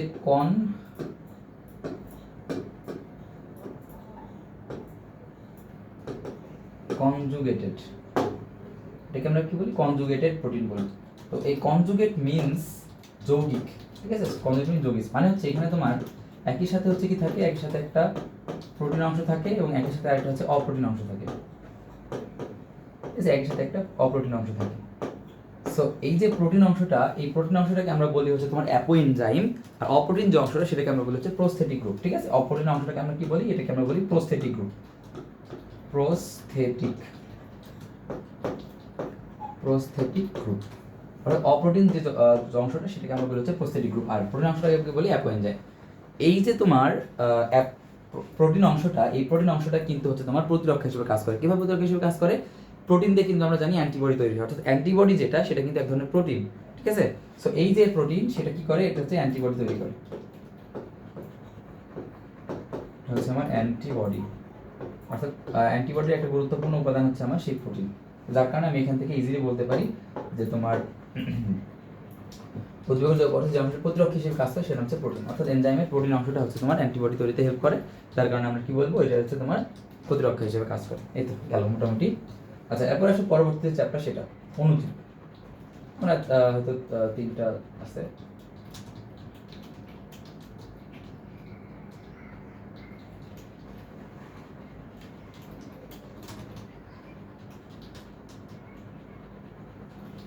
অণুজীব, তো দেখো অণুজীবের ক্ষেত্রে প্রথম কথা হচ্ছে নিচের কোনটি ভাইরাস দ্বারা হয়? কোনটি ভাইরাস, অর্থাৎ ভাইরাস ঘটিত যে রোগগুলো আর ভাইরাস ছাড়া যে রোগগুলো, সেগুলো আমাদের এখান থেকে খুব ভালোভাবে জেনে রাখতে হবে। যে এটা খুব গুরুত্বপূর্ণ, মেডিকেল ভর্তি পরীক্ষায় কিন্তু বারবার এই কোশ্চেনটা আসে, ঠিক আছে? অর্থাৎ দেখো যে টাইফয়েড কিন্তু ব্যাকটেরিয়া দ্বারা হয়, নিউমোনিয়া ব্যাকটেরিয়া দ্বারা হবে, ইনফ্লুয়েঞ্জা যে রোগটা এটা কিন্তু হয় হচ্ছে তোমার ইয়া থেকে, ভাইরাস থেকে, ঠিক আছে? তাহলে তোমার অবশ্যই জানা লাগবে যে কোনগুলো হচ্ছে তোমার ভাইরাস ঘটিত রোগ আর কোনগুলো হচ্ছে আমার ব্যাকটেরিয়া ঘটিত রোগ।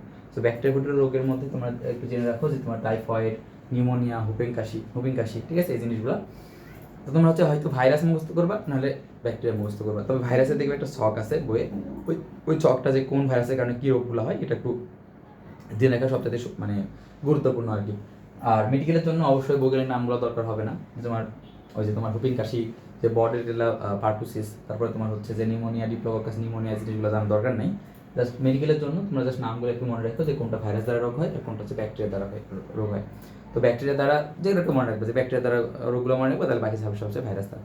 আর ইনফ্লুয়েঞ্জা থেকে আমরা জানি যে ইনফ্লুয়েঞ্জা হচ্ছে এক ধরনের, ইনফ্লুয়েঞ্জা ভাইরাস থেকে ইনফ্লুয়েঞ্জা হয়, হ্যাঁ, এভাবে মনে রাখতে পারো। সো মোটামুটি এই হচ্ছে গেল এখান থেকে। এর পরবর্তীতে যেটা, সেটা হচ্ছে যে ডেঙ্গু জ্বরের লক্ষণ। এখন আসো এখানে ডেঙ্গু জ্বরের লক্ষণ। তো আমি এখানে একটা তোমাদের ছক করে দিব, এই ছকটা হচ্ছে তোমরা ভালো করে পড়বা। আমাদের বইয়ে 3 ধরনের জ্বর আছে, একটা হচ্ছে ডেঙ্গু জ্বর, একটা হচ্ছে ম্যালেরিয়া জ্বর, একটা হচ্ছে ইনফ্লুয়েঞ্জা জ্বর, ঠিক আছে? তো ডেঙ্গু জ্বরের লক্ষণগুলোর ক্ষেত্রে তোমরা একটু দেখো যে কয়েকটা কথা একটু মনে রাখবা। যে আচ্ছা, আমি একদম করে দিই এখানে, আমি আগে চেষ্টা করে দিই যে এই যে কাঁপুনি সহ যে জ্বরটা না, এটা হচ্ছে আমার ম্যালেরিয়া জ্বর। কাঁপুনি সহ যে জ্বরটা তোমার হচ্ছে, কাঁপুনি দিয়ে যে প্রচন্ড কাঁপুনি দিয়ে জ্বরটা, এটা হচ্ছে আমার ম্যালেরিয়া জ্বর। এটা কি? এটা হচ্ছে আমার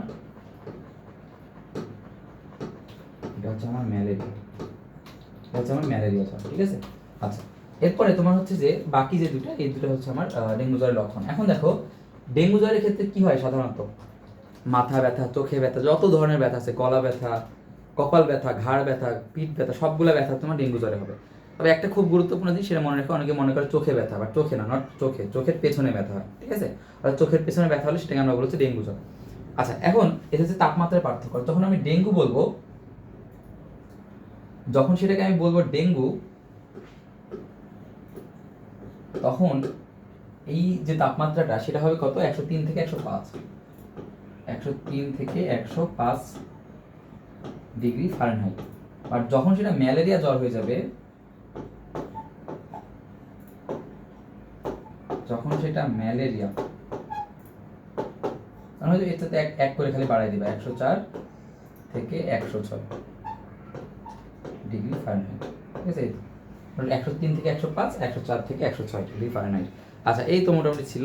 আর এক্সট্রা কিছু এখান থেকে জানার দরকার নেই। তুমি জাস্ট এরপরে জেনে রাখো যে তোমার যেমন ডেঙ্গু জ্বরটা হচ্ছে মশা কামড়ানোর 2 থেকে 7 দিন পরে হয়। এরপর তোমার হচ্ছে ম্যালেরিয়া জ্বরের ক্ষেত্রে যদি আমি বলি যে 3টা অবস্থা দেখা যায়, একটা হচ্ছে উত্তাপ অবস্থা, শীত অবস্থা, ঘাম অবস্থা, ঠিক আছে? এই গেল। আর আরেকটা জিনিস একটু হয়েছে, সেটা একটু এখান থেকে জেনে রাখো। আরেকটা এখান থেকে গুরুত্বপূর্ণ জিনিস আছে, আমি একটু দেখাই যে যখন এই ম্যালেরিয়া দ্বারা যখন যকৃত বা প্লীহা যখন আক্রান্ত হয়, অর্থাৎ ধরো এখানে ম্যালেরিয়া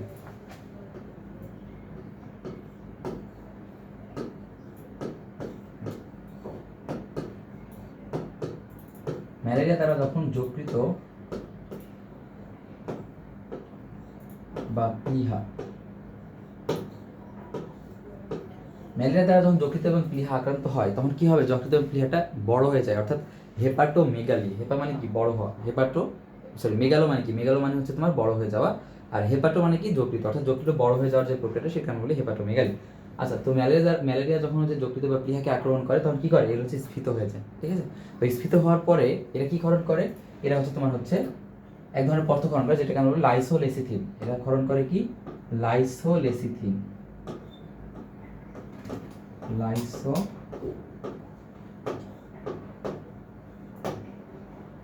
লাইসোলেসিথিন ক্ষরণ করে। এই লাইসোলেসিথিনের একটা গুরুত্বপূর্ণ কাজ হচ্ছে স্বাভাবিক যে রক্তগুলো আছে সেগুলোকে ধ্বংস করে ফেলবে। আর তোমার বডিতে কি আছে, আরবিসি, ডব্লিউবিসি, অনুচক্রিকা আছে না, এগুলোকে সব ভেঙে ফেলবে, এই লাইসোলেসিথিনের কাজ।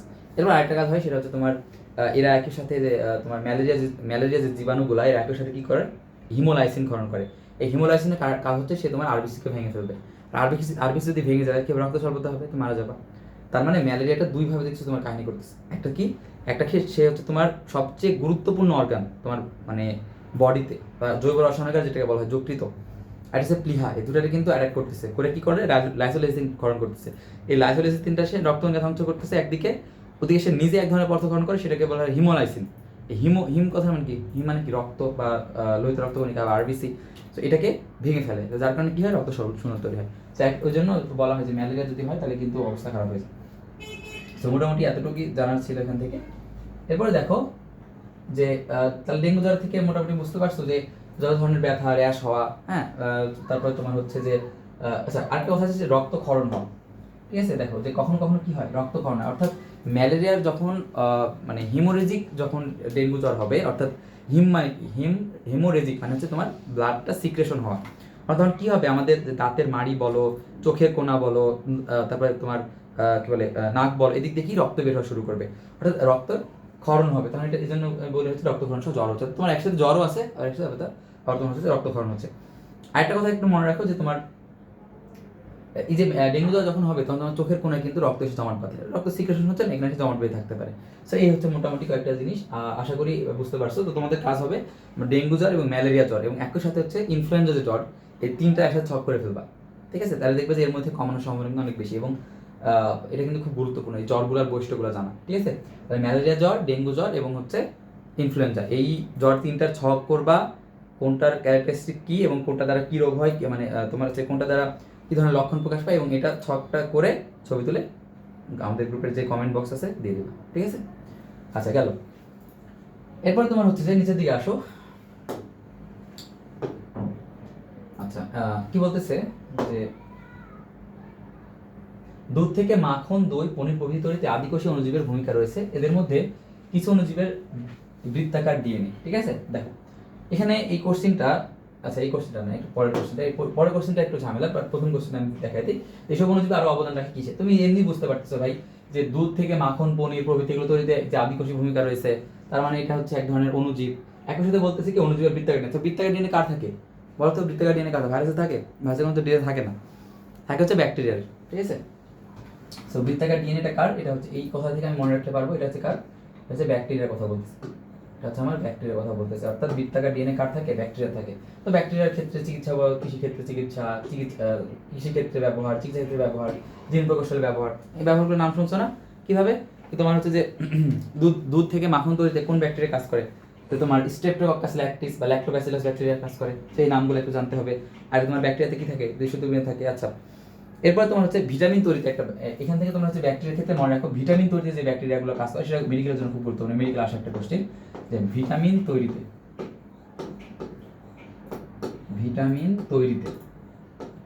যেগুলো কাজ করে সেগুলো আমাদের খুব ভালোভাবে জানতে হবে। ব্যাকটেরিয়াগুলোর কোন কোন হরমোন ক্ষরণ করে, যেমন ভিটামিন বি, কে, বি2, ফলিক অ্যাসিড, অর্থাৎ কি তৈরি করে ব্যাকটেরিয়াগুলো, ভিটামিন বি, কে, বি2, এটা হচ্ছে ফলিক অ্যাসিড, ভিটামিন বি, কে, বি2, ফলিক অ্যাসিড, এটা হচ্ছে তোমার বায়োটিন, এই কয়টা জিনিস কিন্তু হরণ করে। ঠিক আছে, জিনিসটা একটু ভালো করে খেয়াল করো। আচ্ছা, পরবর্তী যে কোশ্চেনটা সেটা হচ্ছে দেখো গুরুত্বপূর্ণ কথা যে অণুজীব কোন প্রকৃতির অণুজীবের সাথে সবচেয়ে বেশি সাদৃশ্যপূর্ণ। আচ্ছা, এখানে দেখো একটা কথা খুব গুরুত্বপূর্ণ, প্রকৃত কোষী বলছে, অর্থাৎ এই যে তোমার ব্যাকটেরিয়া, সে ব্যাকটেরিয়ার সাথে নিচের অপশনগুলার কোনটা সবচেয়ে বেশি মিল আছে, এটা আমাদের বলতেছে। এখন দেখো স্যাকারোমাইসিস আর একটা হচ্ছে পেনিসিলিয়াম, এই দুইটাই কিন্তু প্রকৃতকোষী। স্যাকারোমাইসিস বলো আর তোমার হচ্ছে যে পেনিসিলিয়াম বলো। পেনিসিলিয়ামটা কি? পেনিসিলিয়াম এক ধরনের ছত্রাক না? পেনিসিলিয়ামটা কি? পেনিসিলিয়াম হচ্ছে এক ধরনের ছত্রাক। আর ছত্রাক কি? প্রকৃতকোষী। ছত্রাকটা কি? ছত্রাকটা হচ্ছে প্রকৃতকোষী। আর এটা কি বলতে হয়? স্যাকারোমাইসিস। স্যাকারোমাইসিসটা কি? এটা হচ্ছে এক ধরনের ইস্ট, একটা হচ্ছে ইস্ট। আচ্ছা দেখো, দুইটাই কিন্তু মজার ব্যাপার হচ্ছে দুইটাই কিন্তু তোমার হচ্ছে ফানজাই, ঠিক আছে? দুইটাই কিন্তু আমাদের ফানজাই, এটা ফানজাই এটা ফানজাই, এই দুইটাই কিন্তু আমাদের ফানজাই। কিন্তু একটা হচ্ছে ইস্ট আর একটা হচ্ছে মোল্ড। অর্থাৎ ফানজাই আমি দুইটা তোমার কি বলে ভাগ পাবো, একটা হচ্ছে তোমার ইস্ট বলবো আর একটা হচ্ছে মোল্ড বলবো। তো এই ব্যাকটেরিয়ার সাথে এই ইস্টের হচ্ছে বা স্যাকারোমাইসিসের কিন্তু সম্পর্কটা অনেক ভালো, ঠিক আছে, এবং অনেক মানে কাছাকাছি সম্পর্ক। বাট পেনিসিলিয়ামের সাথে বা ছত্রাকের সাথে ব্যাকটেরিয়ার কিন্তু অতটা সম্পর্ক নাই। আচ্ছা, তো এইটা হচ্ছে মোটামুটি এখান থেকে বোঝা গেল যে তোমার স্যাকারোমাইসিস বা ইস্ট যেটা, যেমন তোমার স্যাকারোমাইসিস বা ইস্ট এটা কিন্তু হচ্ছে এককোষী এবং বহুকোষী হতে পারে, ব্যাকটেরিয়াটা কিন্তু এককোষী। বাট তোমার পেনিসিলিয়ামটা কি? পেনিসিলিয়াম বা ছত্রাক এটা কিন্তু বহুকোষী সবসময়, ঠিক আছে?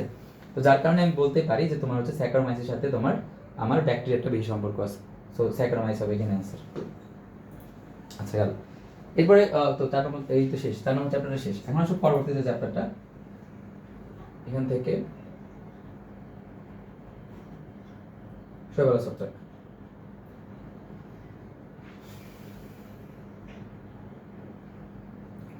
আচ্ছা, শৈবাল এবং ছত্রাকের ক্ষেত্রে প্রথম যে কোশ্চেনটা সেটা হচ্ছে দেখো, ফ্লাজেলা যুক্ত স্পোরকে কি বলা হয়? জু স্পোর। ফ্লাজেলা যুক্ত স্পোরটাকে কি বলা হয়? জু স্পোর। এটা তোমরা সবাই জানো। তাহলে বাকি স্পোরগুলোর একটু নাম জেনে নেই। এটা কিন্তু মেডিকেল আসা একটা কোশ্চেন, ঠিক আছে? এটা কিন্তু মেডিকেল আসা একটা কোশ্চেন যে ফ্লাজেলা যুক্ত স্পোরটাকে কি বলি আমরা? জু স্পোর। আচ্ছা, এখন আসলে অ্যাপ্লানো স্পোর। আচ্ছা, মেডিকেল টার্মে এ মানে কি? এ মানে হচ্ছে তোমার নাই, ঠিক আছে? প্লানো স্পোর অর্থাৎ ফ্লাজেলাবিহীন নিশ্চল যে স্পোরগুলো তাদেরকে আমরা বলবো অ্যাপ্লানোস্পোর। অর্থাৎ অ্যাপ্লানোস্পোর থেকে আমি কি জানি? এটা হচ্ছে ফ্লাজেলাবিহীন নিশ্চল।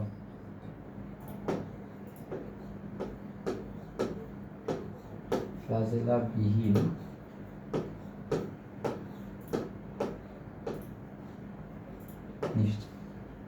নিশ্চল স্পোর। ফ্লাজেলাবিহীন নিশ্চল স্পোরটাকে আমরা বলি হচ্ছে অ্যাপ্লানোস্পোর। বোঝাই যাচ্ছে ভাই, এ মানে নাই, তার মানে স্পোর নাই, মানে ফ্লাজেলা নাই। আর ফ্লাজেলা যদি না থাকে তাহলে কি হবে? নিশ্চল হবে, সিম্পল কথা। সেটা হচ্ছে অ্যাপ্লানোস্পোর। আচ্ছা, হিপনো। আচ্ছা দেখো, হিপনো মানে কি? হিপনো মানে হচ্ছে লুকানো, হিপনোসাইট, হিপনোস্পোর, ঠিক আছে? এই হিপনো কথাটার মানে কি? হচ্ছে এই যে হিপনো, হিপনো মানে হচ্ছে লুকানো। হিপনো কথা হচ্ছে লুকানো। লুকানো মানে কি? যখন প্রতিকূল অবস্থা, অর্থাৎ দেখা যাচ্ছে চারপাশে খুবই মানে অবস্থা খারাপ, খাবার নাই, কিচ্ছু নাই, তখন এরা কি করে? এই অ্যাপ্লানোস্পোরগুলা চারপাশে পুরু প্রাচীর গঠন করে মানে বসে থাকে, যাতে করে তাদের খাবারের অপচয় না হয়, বা দেখা যাচ্ছে বাইরে থেকে কেউ এসে ওকে মানে অ্যাটাক করতে না পারে, বা তার যাতে শক্তি খরচ না হয়, তার মানে তার খাবারটাকে তাকে কি সংরক্ষণ করতে হবে। প্রতিকূল অবস্থা, দুর্ভিক্ষ অবস্থা, খাবার পাইতেছে না, তার মানে তার শক্তি সঞ্চয় করতে হবে, একই সাথে তার খাবার যেগুলো আছে সেগুলো যাতে নষ্ট না হয় এই ব্যবস্থা করতে হবে। অর্থাৎ হিপনোস্পোর মানে হচ্ছে হিপনো মানে লুকানো, অর্থাৎ এ তার নিজের যে জিনিসটা বা নিজের যে বডিটাকে সাথে লুকায় রাখতেছে, ঠিক আছে? অর্থাৎ চরম প্রতিকূল পরিবেশে অ্যাপ্লানোস্পোরটা যখন হচ্ছে তোমার কি হয়, মানে পুরো প্রাচীর বেশি হয়, তখন সেটাকে আমরা বলবো হিপনোস্পোর। আচ্ছা, এরপর আসলে তোমার অটোস্পোর।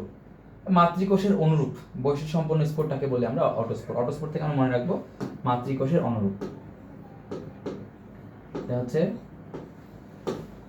মাতৃকোষের অনুরূপ। মাতৃকোষের অনুরূপ বৈষম্য যে বিষয় সেটাকে বলে অটোস্পোর।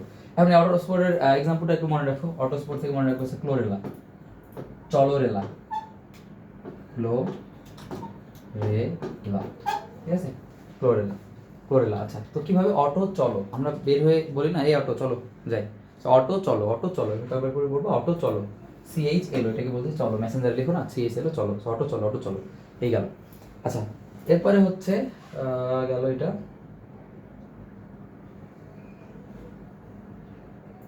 আচ্ছা, এটা গেল। এরপর আসলে তোমার অ্যাগারিকাসের বৈশিষ্ট্যের কথা বলতেছে, যে অ্যাগারিকাসের বৈশিষ্ট্য হলো এদের দেহে মাইসিলিয়াম এবং ফ্রুট বডি নিয়ে গঠিত হয়। তোমরা যদি অ্যাগারিকাসের চিত্র আঁকো, যদি আমি একটা অ্যাগারিকাসের চিত্র আঁকি, তোমরা সবাই জানো যে এরকমভাবে একটা জিনিস দিতে হয়, এরকম থাকে, এরকমভাবে একটা ইয়ে থাকে, ঠিক আছে? করে এখান থেকে যে রাইজ এটা হাইফি থাকে, তাই না? এই হচ্ছে আমার সেই অ্যাগারিকাস। এখন এই যে তোমার এই যে এই অংশটা, এটাকে আমরা বলি কি দৈহিক অংশ। এই অংশটাকে আমরা কি বলি? দৈহিক অংশ। এটাকে বলা হচ্ছে ফ্রুট বডি বা জনন অংশ। এটাকে আমরা বলি হচ্ছে ফ্রুট বডি। এটাকে আমরা বলি হচ্ছে ফ্রুট বডি, অর্থাৎ অ্যাগারিকাসের বা ছত্রাকের উপরের যে অংশটা এটাকে বলি আমরা হচ্ছে ফ্রুট বডি। আর দেহ হচ্ছে কি, দেখো মাইসেলিয়াম বা এখানে কি বলে, এটাকে হাইফি থাকে, এটাকে আমরা বলি হচ্ছে মাইসেলিয়াম বা দেহের অংশ, এটাকে বলি আমরা হচ্ছে ফ্রুট বডি। আচ্ছা, মানে মাটির নিচে যেটা থাকবে সে দৈহিক অংশ, আর মাটির উপরে যেটা থাকবে সেটাকে আমরা বলবো হচ্ছে ফ্রুট বডি। এখন তার মানে প্রথম কথা ঠিক হচ্ছে যে অ্যাগারিকাসে বসে হচ্ছে দেহ মাইসেলিয়াম ফ্রুট বডি নিয়ে ঘুরতে। আচ্ছা, এটা তো কনিডিওস্পোর কাটার নেই। আচ্ছা, তো ভাই তোমরা সবাই জানো যে ছত্রাকের কিন্তু 4টা মানে ভাগ আছে, উপপর্ব আছে। একটা হচ্ছে কি তোমার অ্যাসকোমাইকোটা, ব্যাসিডিওমাইকোটা, হ্যাঁ, এরকম 4টা ইয়ে আছে। তো এদের মধ্যে যেটা হচ্ছে অ্যাগারিকাস, সেই অ্যাগারিকাসটা কিন্তু ব্যাসিডিওমাইকোটার মধ্যে পড়ে, ঠিক আছে? ব্যাসিডিওমাইকোটা শ্রেণীর মধ্যে পড়ে। এটা কি? এটা হচ্ছে ব্যাসিডিওমাইকোটা। অ্যাগারিকাসটা কি? অ্যাগারিকাসটা হচ্ছে ব্যাসিডিওমাইকোটা।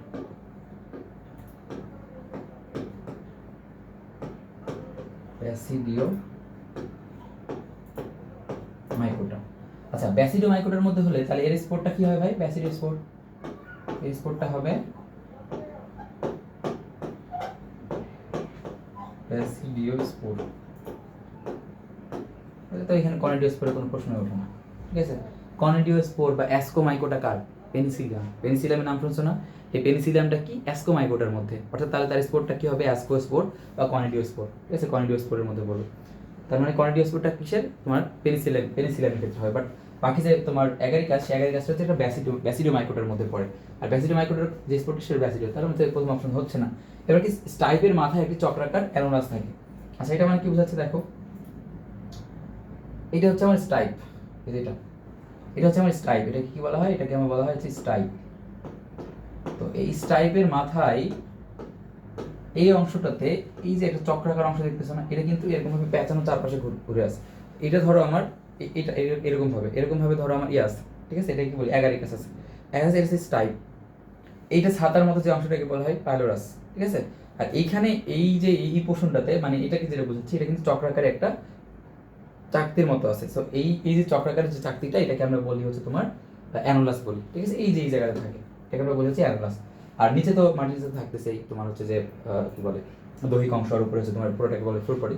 আশা করি বোঝা গেছে। তোমরা এরকম ভাবে হাত কল্পনা করবা, ঠিক আছে? এরকম ভাবে হাত কল্পনা করবা যে এটা হচ্ছে আমার কি বলে এটা উপরে যে ছাতার মতো প্যালোরাস, এটা তোমার স্টাইপের এখানে চক্রাকার যে অংশ, এটাকে আমরা বলি হচ্ছে অ্যানোলাস। শেষ, মোটামুটি গেছে এখান থেকে।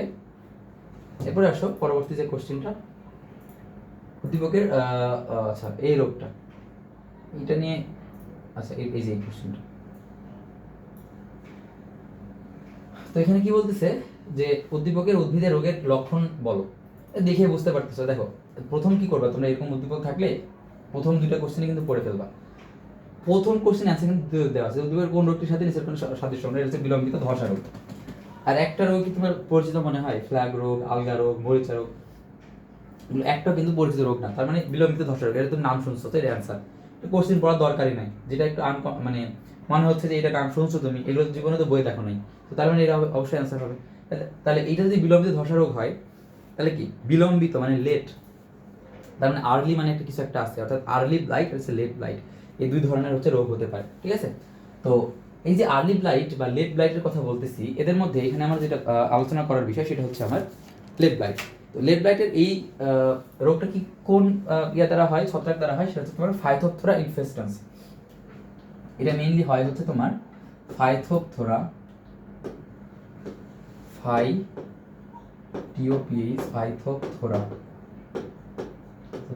ইনফেস্ট্যান্স।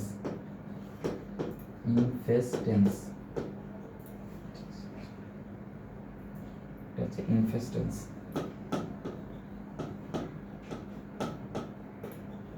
হাইড্রোথোরা ইনফেস্টেন্স নামক ছত্রাক দ্বারা হচ্ছে এই রোগটা হয়। তো এটার কারণ কি?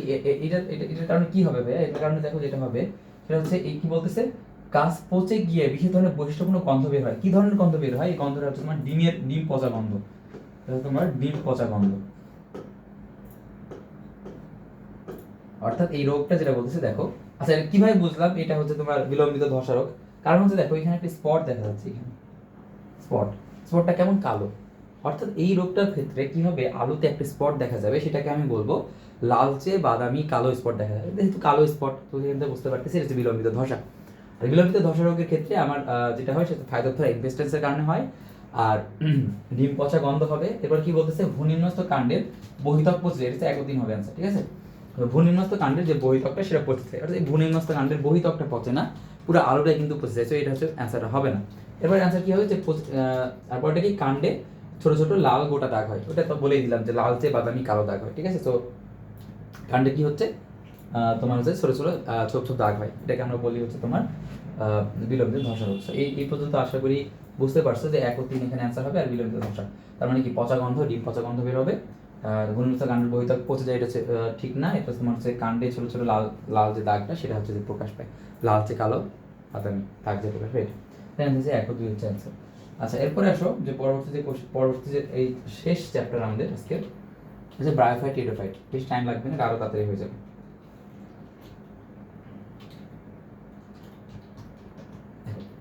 ব্রায়োফাইট টেরিডোফাইট থেকে নিচের কোন উদ্ভিদের স্পোরোফাইট থ্যালাসে নিমজ্জিত থাকে? এটা কিন্তু একটা অনেক হিউজ, মানে এই পুরো এটার উপর একটা পুরোটা ক্লাস নেওয়া সম্ভব, ঠিক আছে। এই যে তোমার প্রথম যে কোশ্চেনটা কি বলতেছে, যে কোন উদ্ভিদের স্পোরোফাইট থ্যালাসে নিমজ্জিত থাকে, সেটা তোমরা দেখে বুঝতে পারতেছো যে রিক্সিয়া। কেন রিক্সিয়া? আমি হলে কিন্তু মানে কোশ্চেনও পড়তাম না। কিভাবে দেখো, সেমি বারবুলা, ফুনারিয়া, মার্সেন্সিয়া, এগুলো নাম জীবন শুনছো? এক নাম শুনছো তুমি, রিক্সিয়া শুনছো আর হচ্ছে টেরিস শুনছো, এই দুটো জিনিস শুনছো। তো এখানে তো টেরিস নাই, আর রিক্সিয়া, আর রিক্সিয়া অ্যান্সার হবে, তো এমনি বোঝা যায়। আমার বাকি কোনো অপশন আমার পরিচিত না, 3 নম্বর অপশন আমার জীবনে দেখছি আমি চোখে, তার মানে কি, রিক্সিয়া অ্যান্সার হবে, সিম্পল কথা। আর কিভাবে অ্যান্সার হচ্ছে দেখো, আমি পুরোটা বলবো না, পুরোটা বলতে দেখা যায় পুরো একটা ক্লাস লাগবে। তো বলতেছে উদ্ভিদের স্পোরোফাইট থ্যালাসে নিমজ্জিত থাকে কিভাবে। তো আমরা জানি রিক্সিয়াটা মেইনলি কিন্তু একটা গ্যামেটোফাইটিক জীব। গ্যামেটোফাইটিক জীব হচ্ছে মানে কি, এর যে আকারটা, এর আকারে আমরা কি পাবো, একটা পুংজ জননাঙ্গ পাবো, একটা স্ত্রী জননাঙ্গ পাবো। এই পুংজ জননাঙ্গ এবং স্ত্রী জননাঙ্গ থেকে কি আসবে, আচ্ছা পুংজ জননাঙ্গ কি বলা হয়, অ্যানথেরিডিয়াম, আর স্ত্রী জননাঙ্গকে বলা হয় আর্কিগোনিয়াম। সো এই আর্কিগোনিয়াম থেকে আসবে হচ্ছে তোমার ডিম্বাণু, আর অ্যানথেরিডিয়াম থেকে আসবে আমার হচ্ছে শুক্রাণু, এই দুটো মিলিয়ে কি হবে, জাইগোট হবে। এই জাইগোটটা থেকে তখন স্পোরোফাইট তৈরি হবে। স্পোরোফাইট থেকে তোমার হচ্ছে আচ্ছা এই যে জাইগোটটা তৈরি হবে, ধরো আমি বলি যে এটা হচ্ছে আমার শুক্রাণু, এটা হচ্ছে আমার ডিম্বাণু, এটা মিলে কি তৈরি হবে, এটা মিলে ধরো জাইগোট হইলো। এই জাইগোটটা তখন বিভাজিত হতে শুরু করবে, জাইগোটটা বিভাজিত হয়ে হয়ে হয়ে হয়ে জাইগোটটা কি ডিপ্লয়েড না, তো স্পোরোফাইট তো ডিপ্লয়েড। তার মানে কি দেখো, অর্থাৎ এরা গ্যামেটোফাইট ছিল, গ্যামেটোফাইট থেকে কি হলো, মানে স্পোরোফাইট হলো। এই যে স্পোরোফাইটটা হইলো বা তোমার গ্যামেটটা তৈরি বলে জাইগোটটা তৈরি হলো, এই জায়গাটা এখন বিভাজিত হয়ে হয়ে হয়ে এর চারপাশে একটা ক্যাপসিউল তৈরি হবে বা একটা আবরণ তৈরি হবে, এটাকে আমরা বলি ক্যাপসিউল। এই ক্যাপসিউলের পরবর্তীতে ক্যাপসিউল থেকে তোমার স্পোর নির্গত হবে, এই স্পোরটা অঙ্কুরিত হয়ে থ্যালাস তৈরি করবে। যেটা আমি বলছি কি, এখানে কি বলতেছে, যে কোনো একটা উদ্ভিদের স্পোরোফাইট থ্যালাস নির্গত থাকে। আমি যদি একটা জিনিস একটা ছক আকারে বলি, মানে একটা ফ্লোচার্ট আকারে বলি, প্রথমে কি, প্রথমে হচ্ছে দেখো, আচ্ছা পুং জননাঙ্গ, পুং জননাঙ্গ, এটা তোমার স্ত্রী জননাঙ্গ। আচ্ছা পুং জননাঙ্গ কি বলতেছি, পুং জননাঙ্গ আমি বলতেছি অ্যানথেরিডিয়াম,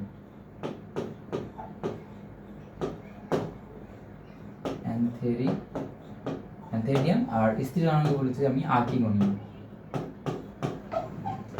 আর্কিগোনিয়াম।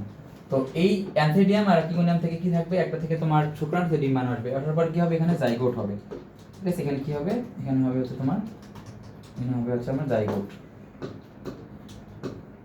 আমার জাইগোট। এই যে জাইগোটটা হইলো, এই জাইগোট থেকে আস্তে আস্তে পরবর্তীতে এই জাইগোটটা কিন্তু স্পোরোফাইটের প্রথম কোষ, কারণ জাইগোট ডিপ্লয়েড না, এখান থেকে বিভাজিত হয়ে স্পোরোফাইট তৈরি হবে। এই জাইগোট থেকে তৈরি হবে স্পোরোফাইট, জাইগোট থেকে হবে আমার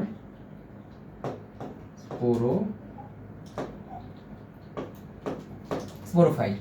এই স্পোরোফাইটের চারপাশে কি তৈরি হবে, ক্যাপসিউল তৈরি হবে, মানে এটা গার্ড দেওয়ার জন্য এই চারপাশে কি তৈরি হবে, চারপাশে থাকবে হচ্ছে ক্যাপসিউল।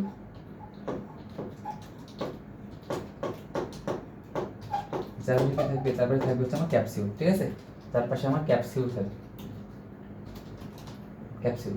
এরপর ক্যাপসুলের তোমার হচ্ছে যে এই স্পোরোফাইট থেকে তৈরি হবে স্পোর তৈরি হবে, ঠিক আছে, স্পোর তৈরি হবে। দেন স্পোরটা কি হবে, স্পোরটা অঙ্কুরিত হবে, স্পোরটা অঙ্কুরিত, স্পোরটা যদি অঙ্কুরিত হয় কি তৈরি করে, থ্যালাস তৈরি করে, ঠিক আছে।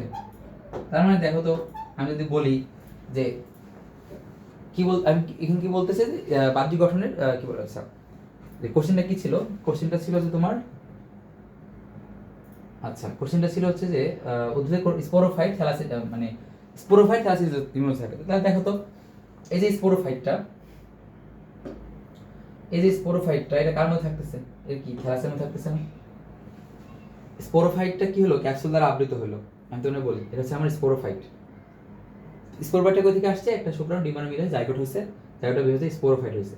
স্পোরোফাইটের চারপাশে আমি কি দিলাম, ক্যাপসুলের আবরণ দিলাম। দেখা যাচ্ছে মনে হয় ক্যাপসুলের আবরণ দিলাম। ক্যাপসুলের আবরণ দেওয়ার পরে এই ক্যাপসুলের যে স্পোর, এই যে ভিতরে যে স্পোরোফাইটের যে এখান থেকে তখন স্পোর নির্গত হবে। এই স্পোরটা নির্গত হওয়ার পরে এটা তোমার অঙ্কুরিত হওয়া শুরু করবে। অঙ্কুরিত হওয়ার পরে আস্তে আস্তে তোমার থ্যালাসের মতো আকার ধারণ করবে। তোমরা থ্যালাস দেখছো না, যে রিক্সিয়ার যে থ্যালাসটা ব্যাঘ্র শাখা বিশিষ্ট, দেখবে যে বইয়ে চিত্র দেওয়া আছে এরকম একটা, কি বলে এই যে এরকম একটা চিত্র, ব্যাঘ্র শাখা বিশিষ্ট এরকম,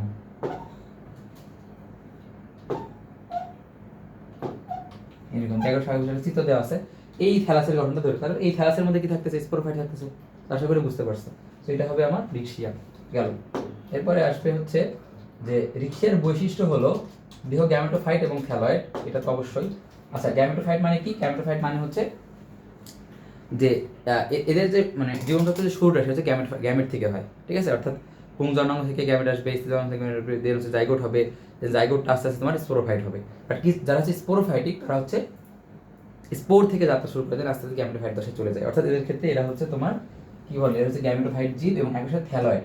থ্যালয়েড মানে হচ্ছে এটা হচ্ছে মূল কাণ্ড পাতায় ভাগ করা যায় না। যেমন একটা গাছ যদি তুমি দেখো, গাছের পাতা থাকে, কাণ্ড থাকে, মূল থাকে না, এদের ঠিক এই মানে মূল কাণ্ড পাতায় এদেরকে ভাগ করা যায় না, এই জন্য এদেরকে বলা হয় থ্যালয়েড। আচ্ছা এরপর হচ্ছে পরিবহন টিস্যু। আচ্ছা পরিবহন টিস্যু কোনো সময় থাকবে না, কেন থাকবে না, যে তোমার রিক্সিয়ার ক্ষেত্রে দেখো, আমি রিক্সার গঠনটা তোমাদের ইজিলি বোঝাই। এটা হচ্ছে আমার রিক্সিয়া, এর একটা পুরো উপরে থ্যালাসের মতো জায়গা থাকে, আর এইটা থাকে হচ্ছে রাইজয়েড। এই রাইজয়েড অনেক ছোট, সেই রাইজয়েডটা মাটির সাথে লাগানো থাকে। তো মাটি থেকে সে পানি, তারপর খাদ্যবস্তু সব কিছু শোষণ করে নেয়, নেওয়ার পরে সে এই থ্যালাসে সরায় দেয়। তাহলে কি তার কোনো আলাদা কোনো মানে পরিবহন টিস্যু দরকার হচ্ছে, আলাদা কিন্তু পরিবহন টিস্যু দরকার হচ্ছে, রাইজয়েডই তার খাবারটাতে নিচ্ছে, পানি নিচ্ছে, যার কারণে এখানে কোনো পরিবহন টিস্যু নাই, ঠিক আছে। এটা হচ্ছে অপশন, ভুল অ্যান্সার। এরপর হচ্ছে স্পোরোফাইট সরল এবং গ্যামেটোফাইটের উপর নির্ভরশীল, অবশ্যই, কারণ এটা গ্যামেটোফাইট জীব। এবং তোমরা দেখছো এখান থেকে, তোমরা কিন্তু এখান থেকে দেখছো যে তোমার এই দেখো এই গ্যামেট থেকে কিন্তু আস্তে আস্তে স্পোরোফাইট হলো, মানে আগে গ্যামেটোফাইট দশা তারপরে স্পোরোফাইট দশা। সেটাকে আমরা এখান থেকে বলতেই পারি যে আমার যে তোমার গ্যামেটোফাইট যে দশাটা সেটা হচ্ছে এখানে ডমিনেন্ট, গ্যামেটোফাইট যে দশাটা সেটা কি এখানে হচ্ছে ডমিনেন্ট, ঠিক আছে। এই জন্য বলতেছি স্পোরোফাইটটা সরল এবং গ্যামেটোফাইটের উপর নির্ভরশীল। আশা করি বুঝতে পারছো। এরপর আসো পরবর্তী কোশ্চেন, যে করিম সাহেবের বাগানে ভাঙাদার একটি গাছ দেখতে পেলেন যার পতাকা যৌগিক, যার পাতাগুলো যৌগিক এবং কিনা নিম্নতলে গুটির মতো দেখা যাচ্ছে, এদের কিন্তু ফুল হয় না। আচ্ছা কি বলতেছে, গাছটির আরো বৈশিষ্ট্য হচ্ছে, এটা বুঝতেই পারতেছে, এটা কারে বোঝানো হচ্ছে, টেরিসকে বোঝানো হচ্ছে। তো টেরিসের কি ভাস্কুলার টিস্যু অবশ্যই অবশ্যই আছে। আচ্ছা টেরিসের কি আছে, ভাস্কুলার টিস্যু আছে। আচ্ছা বলো তো ভাস্কুলার টিস্যু কোনটা আছে। তোমরা হ্যাড্রোসেন্ট্রিকের নাম শুনছো, হ্যাড্রোসেন্ট্রিক, হ্যাড্রোসেন্ট্রিক আশা করি নাম শুনে থাকবা। হ্যাড্রোসেন্ট্রিক মানে কি, হ্যাড্রোসেন্ট্রিক মানে হচ্ছে জাইলেম কেন্দ্রিক, আচ্ছা মানে হ্যাড্রোসেন্ট্রিক, হ্যাড্রোসেন্ট্রিক। আচ্ছা এটা আরো কিছু উদাহরণ আছে, মনে রাখতে হবে। হেড লাইট সেট, এটা মনে রাখতে পারি, হেড লাইট সেট লাইকোপোডিয়াম, টেরিস, সেলাজিনেলা, হেড লাইট সেট হ্যাড্রোসেন্ট্রিকের এই এক্সাম্পলগুলো মনে রাখো। আপাতত মনে রাখো এটা হচ্ছে তোমার ভাস্কুলার টিস্যু, যেটা হচ্ছে হ্যাড্রোসেন্ট্রিক। আচ্ছা এর পরবর্তী যেটা সেটা হচ্ছে আমার কচি পাতা কুণ্ডলিত থাকে। টেরিসের যে কুণ্ডলিত কচি পাতা এটাকে আমরা কি বলি, এটাকে বলি হচ্ছে আমরা ক্রোজিয়ার, এটাকে আমরা বলি হচ্ছে কি বলি ভাই, ক্রোজিয়ার, এটাকে আমরা বলি হচ্ছে ক্রোজিয়ার। আর এই যে ক্রোজিয়ার বা কুণ্ডলিত থাকার যে প্রক্রিয়াটা এটাকে আমরা বলি হচ্ছে তোমার সার্সিনেট ভার্নেশন। অর্থাৎ কুণ্ডলিত থাকার প্রক্রিয়াটাকে বলি আমরা সার্সিনেট ভার্নেশন, আর এই যে কুণ্ডলিত যে পাতাটা এটাকে আমরা বলি হচ্ছে ক্রোজিয়ার। তাহলে এই প্রক্রিয়াটাকে কি বলবো, এই প্রক্রিয়াটাকে বলবো হচ্ছে আমরা, প্রক্রিয়াটাকে বলবো সার্সিনেট ভার্নেশন, সার্সিনেট ভার্নেশন। আচ্ছা বলো তো যে তোমার এই বলে টেরিসের যে পাতা এটাকে কি বলা হয়, বলবা তোমরা সবাই নিচে কমেন্ট করে বলবা। তার আগে কি প্রথম কথা হচ্ছে যে ভাস্কুলার যে টিস্যু আছে এটাকে বলা আমরা হ্যাড্রোসেন্ট্রিক, কুণ্ডলিত কচি পাতাকে বলা হয় ক্রোজিয়ার, এই প্রক্রিয়াটাকে বলা হয় তোমার হচ্ছে যে সার্সিনেট ভার্নেশন। আর পরবর্তী কথা হচ্ছে ফল তৈরি। আচ্ছা ফল ফুল কখন আসে ভাই, ফল বা ফুল এই জিনিসগুলো কখন আসে? যখন হচ্ছে গর্ভাশয় টর্ভাশয় থাকে, এতে কিছু আছে? এতে কিছু নাই, তো এদের ফল টল তো প্রশ্নই আসে না, এদের হচ্ছে ফল কখনো তৈরি হয় না। তাহলে যদি আমি বলি সেটা হচ্ছে 1 ও 2 হচ্ছে অ্যান্সার। আচ্ছা পরবর্তীতে আসো, পরবর্তী কোশ্চেন এটা একদম আজকে শেষ কোশ্চেন, এটা হচ্ছে আমাদের একদম শেষ কোশ্চেন।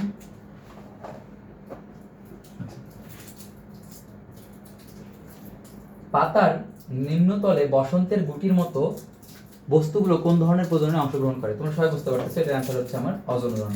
এটা কি দ্বারা বোঝায়? দেখো ওই যে তোমার পিনার নাম শুনছো না? আশা করি পিনার নাম শুনছো। পিনার নামটা আমি বোঝাই, তাহলে পিনাটা বোঝাই।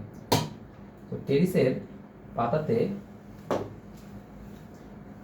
পত্রখণ্ডকে এইরকম হচ্ছে একটা গঠন থাকে। এইরকম গঠনের এই যে দেখো ভাঁজ হয়ে আছে না, এই ভাঁজ হওয়ার কারণটা হচ্ছে এই জায়গাগুলোতে স্পোরাঞ্জিয়াম থাকে। স্পোরাঞ্জিয়াম থাকে এরকম ভাবে।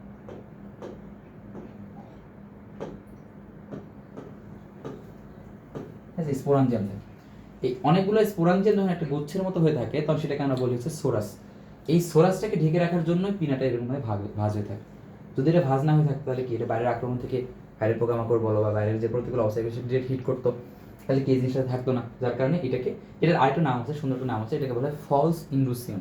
ফল্ট ইন্ডুসিয়াম। ফলস মানে কি? ফলস মানে হচ্ছে মিথ্যা একটা ঢাকনা, ইন্ডুসিয়াম হচ্ছে ঢাকনা, অর্থাৎ এটাকে মোটামুটি একটা মানে জাস্ট দায় সারা একটা ভাব, যে মোটামুটিভাবে একটা কভার দিয়ে রাখছে, বেশি কিছু হলে কিন্তু এটা থাকবে না, এই জন্য এটাকে বলে ফলস ইন্ডুসিয়াম। আর এই যে পিনার মাঝখানে যে দিয়ে রাখছে, এই প্রত্যেকটা জিনিসকে আমরা কি বলবো? এই প্রত্যেকটা জিনিসকে আমরা বলবো হচ্ছে তোমার স্পোরাঞ্জিয়াম। ঠিক আছে,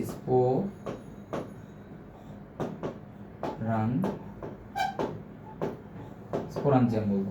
এই স্পোরাঞ্জিয়ামের মধ্যে স্পোর তৈরি হয়। ঠিক আছে, স্পোরাঞ্জিয়ামের মধ্যে স্পোর তৈরি হয়। তো এখন আমার কোশ্চেনে কি বলছে? কোশ্চেন বলছে যে পাতার নিম্নতলে গুটির বসন্তের মতো কোন ধরনের প্রজনন অংশগ্রহণ করে? এই যে স্পোরাঞ্জিয়াম যে বললাম, স্পোরাঞ্জিয়াম কি? স্পোর তৈরি হয়। আর স্পোরটা কি ভাইয়া? স্পোর মানে অজনজননের একক। তোমরা সবাই জানো যে স্পোরটা হচ্ছে অজনজননের একক। তাহলে তো হয়ে গেল, তাহলে এটা হচ্ছে অ্যান্সার হচ্ছে অজনজনন। ঠিক আছে, তো আশা করি এই পর্যন্ত তোমরা বুঝতে পারছো। শেষ একটা কথা যেটা বলবো সেটা হচ্ছে এই যে ভিডিওটা আমি যে করলাম বা এই যে কোশ্চেনগুলো যে করলাম, এখানে কয়টা কোশ্চেন করেছি? 6টা, 24টা কোশ্চেন করেছি। তো তোমার কিন্তু 6টা চ্যাপ্টার থেকে মোটামুটি 24টা টপিক কমপ্লিট হয়ে যাচ্ছে। ঠিক আছে, এই 24টা, এই যে আমি যেভাবে লিখে দিচ্ছি, তোমরা যদি এরকমভাবে নোট করে রাখো তাহলে কিন্তু সবচেয়ে বেটার। যদি ভিডিও শেষে কেউ যদি নোট নাও করে থাকো, ভিডিওটা আবার প্লে করবা, করে নোট করবা, করার পরে আমাদের ফেসবুক যে গ্রুপ আছে সেই ফেসবুক গ্রুপে হচ্ছে পোস্ট করে দিবা। ঠিক আছে, আমাদের যদি তোমার কোনো ভুল থাকে বা দেখা যাচ্ছে যে কোনো কিছু সংশোধন করা দরকার হয় বা কোনো কিছু একটা তুমি দেখো মিস করে গেছো, আমরা যারা এই যে ডিএমসি ক্র্যাকার্স গ্রুপের সাথে যারা আছি, আমাদের ঢাকা মেডিকেলের আমার আরও অনেক সিনিয়র ভাইয়া বলো, আমার ব্যাচমেট বলো, অনেকেই কিন্তু আছে, তারা হচ্ছে যে এইগুলো রিপ্লাই দেওয়ার চেষ্টা করবেন। তোমরা ডিরেক্ট কিন্তু আমাদের সাথে কন্ট্যাক্ট করতে পারতেছো। এখানে কোনো মানে তোমাদের কোনো সংকোচের কোনো কিছু নাই, ডিরেক্ট আমাদের কোশ্চেন করবা, ডিরেক্ট কোনো কিছু বুঝতে সমস্যা হলে আমাদের ডিরেক্ট কোশ্চেন করবা, আমরা সবসময় আমাদের পাশে আসছি। তো সবাই ভালো থাকবে আশা করি। আর আমাদের পরবর্তী ভিডিওটা আসবে হচ্ছে তোমার বোটানি 6 থেকে 12 নম্বর চ্যাপ্টার পর্যন্ত। সো এই আমাদের সাথে থাকবা। ধন্যবাদ সবাইকে।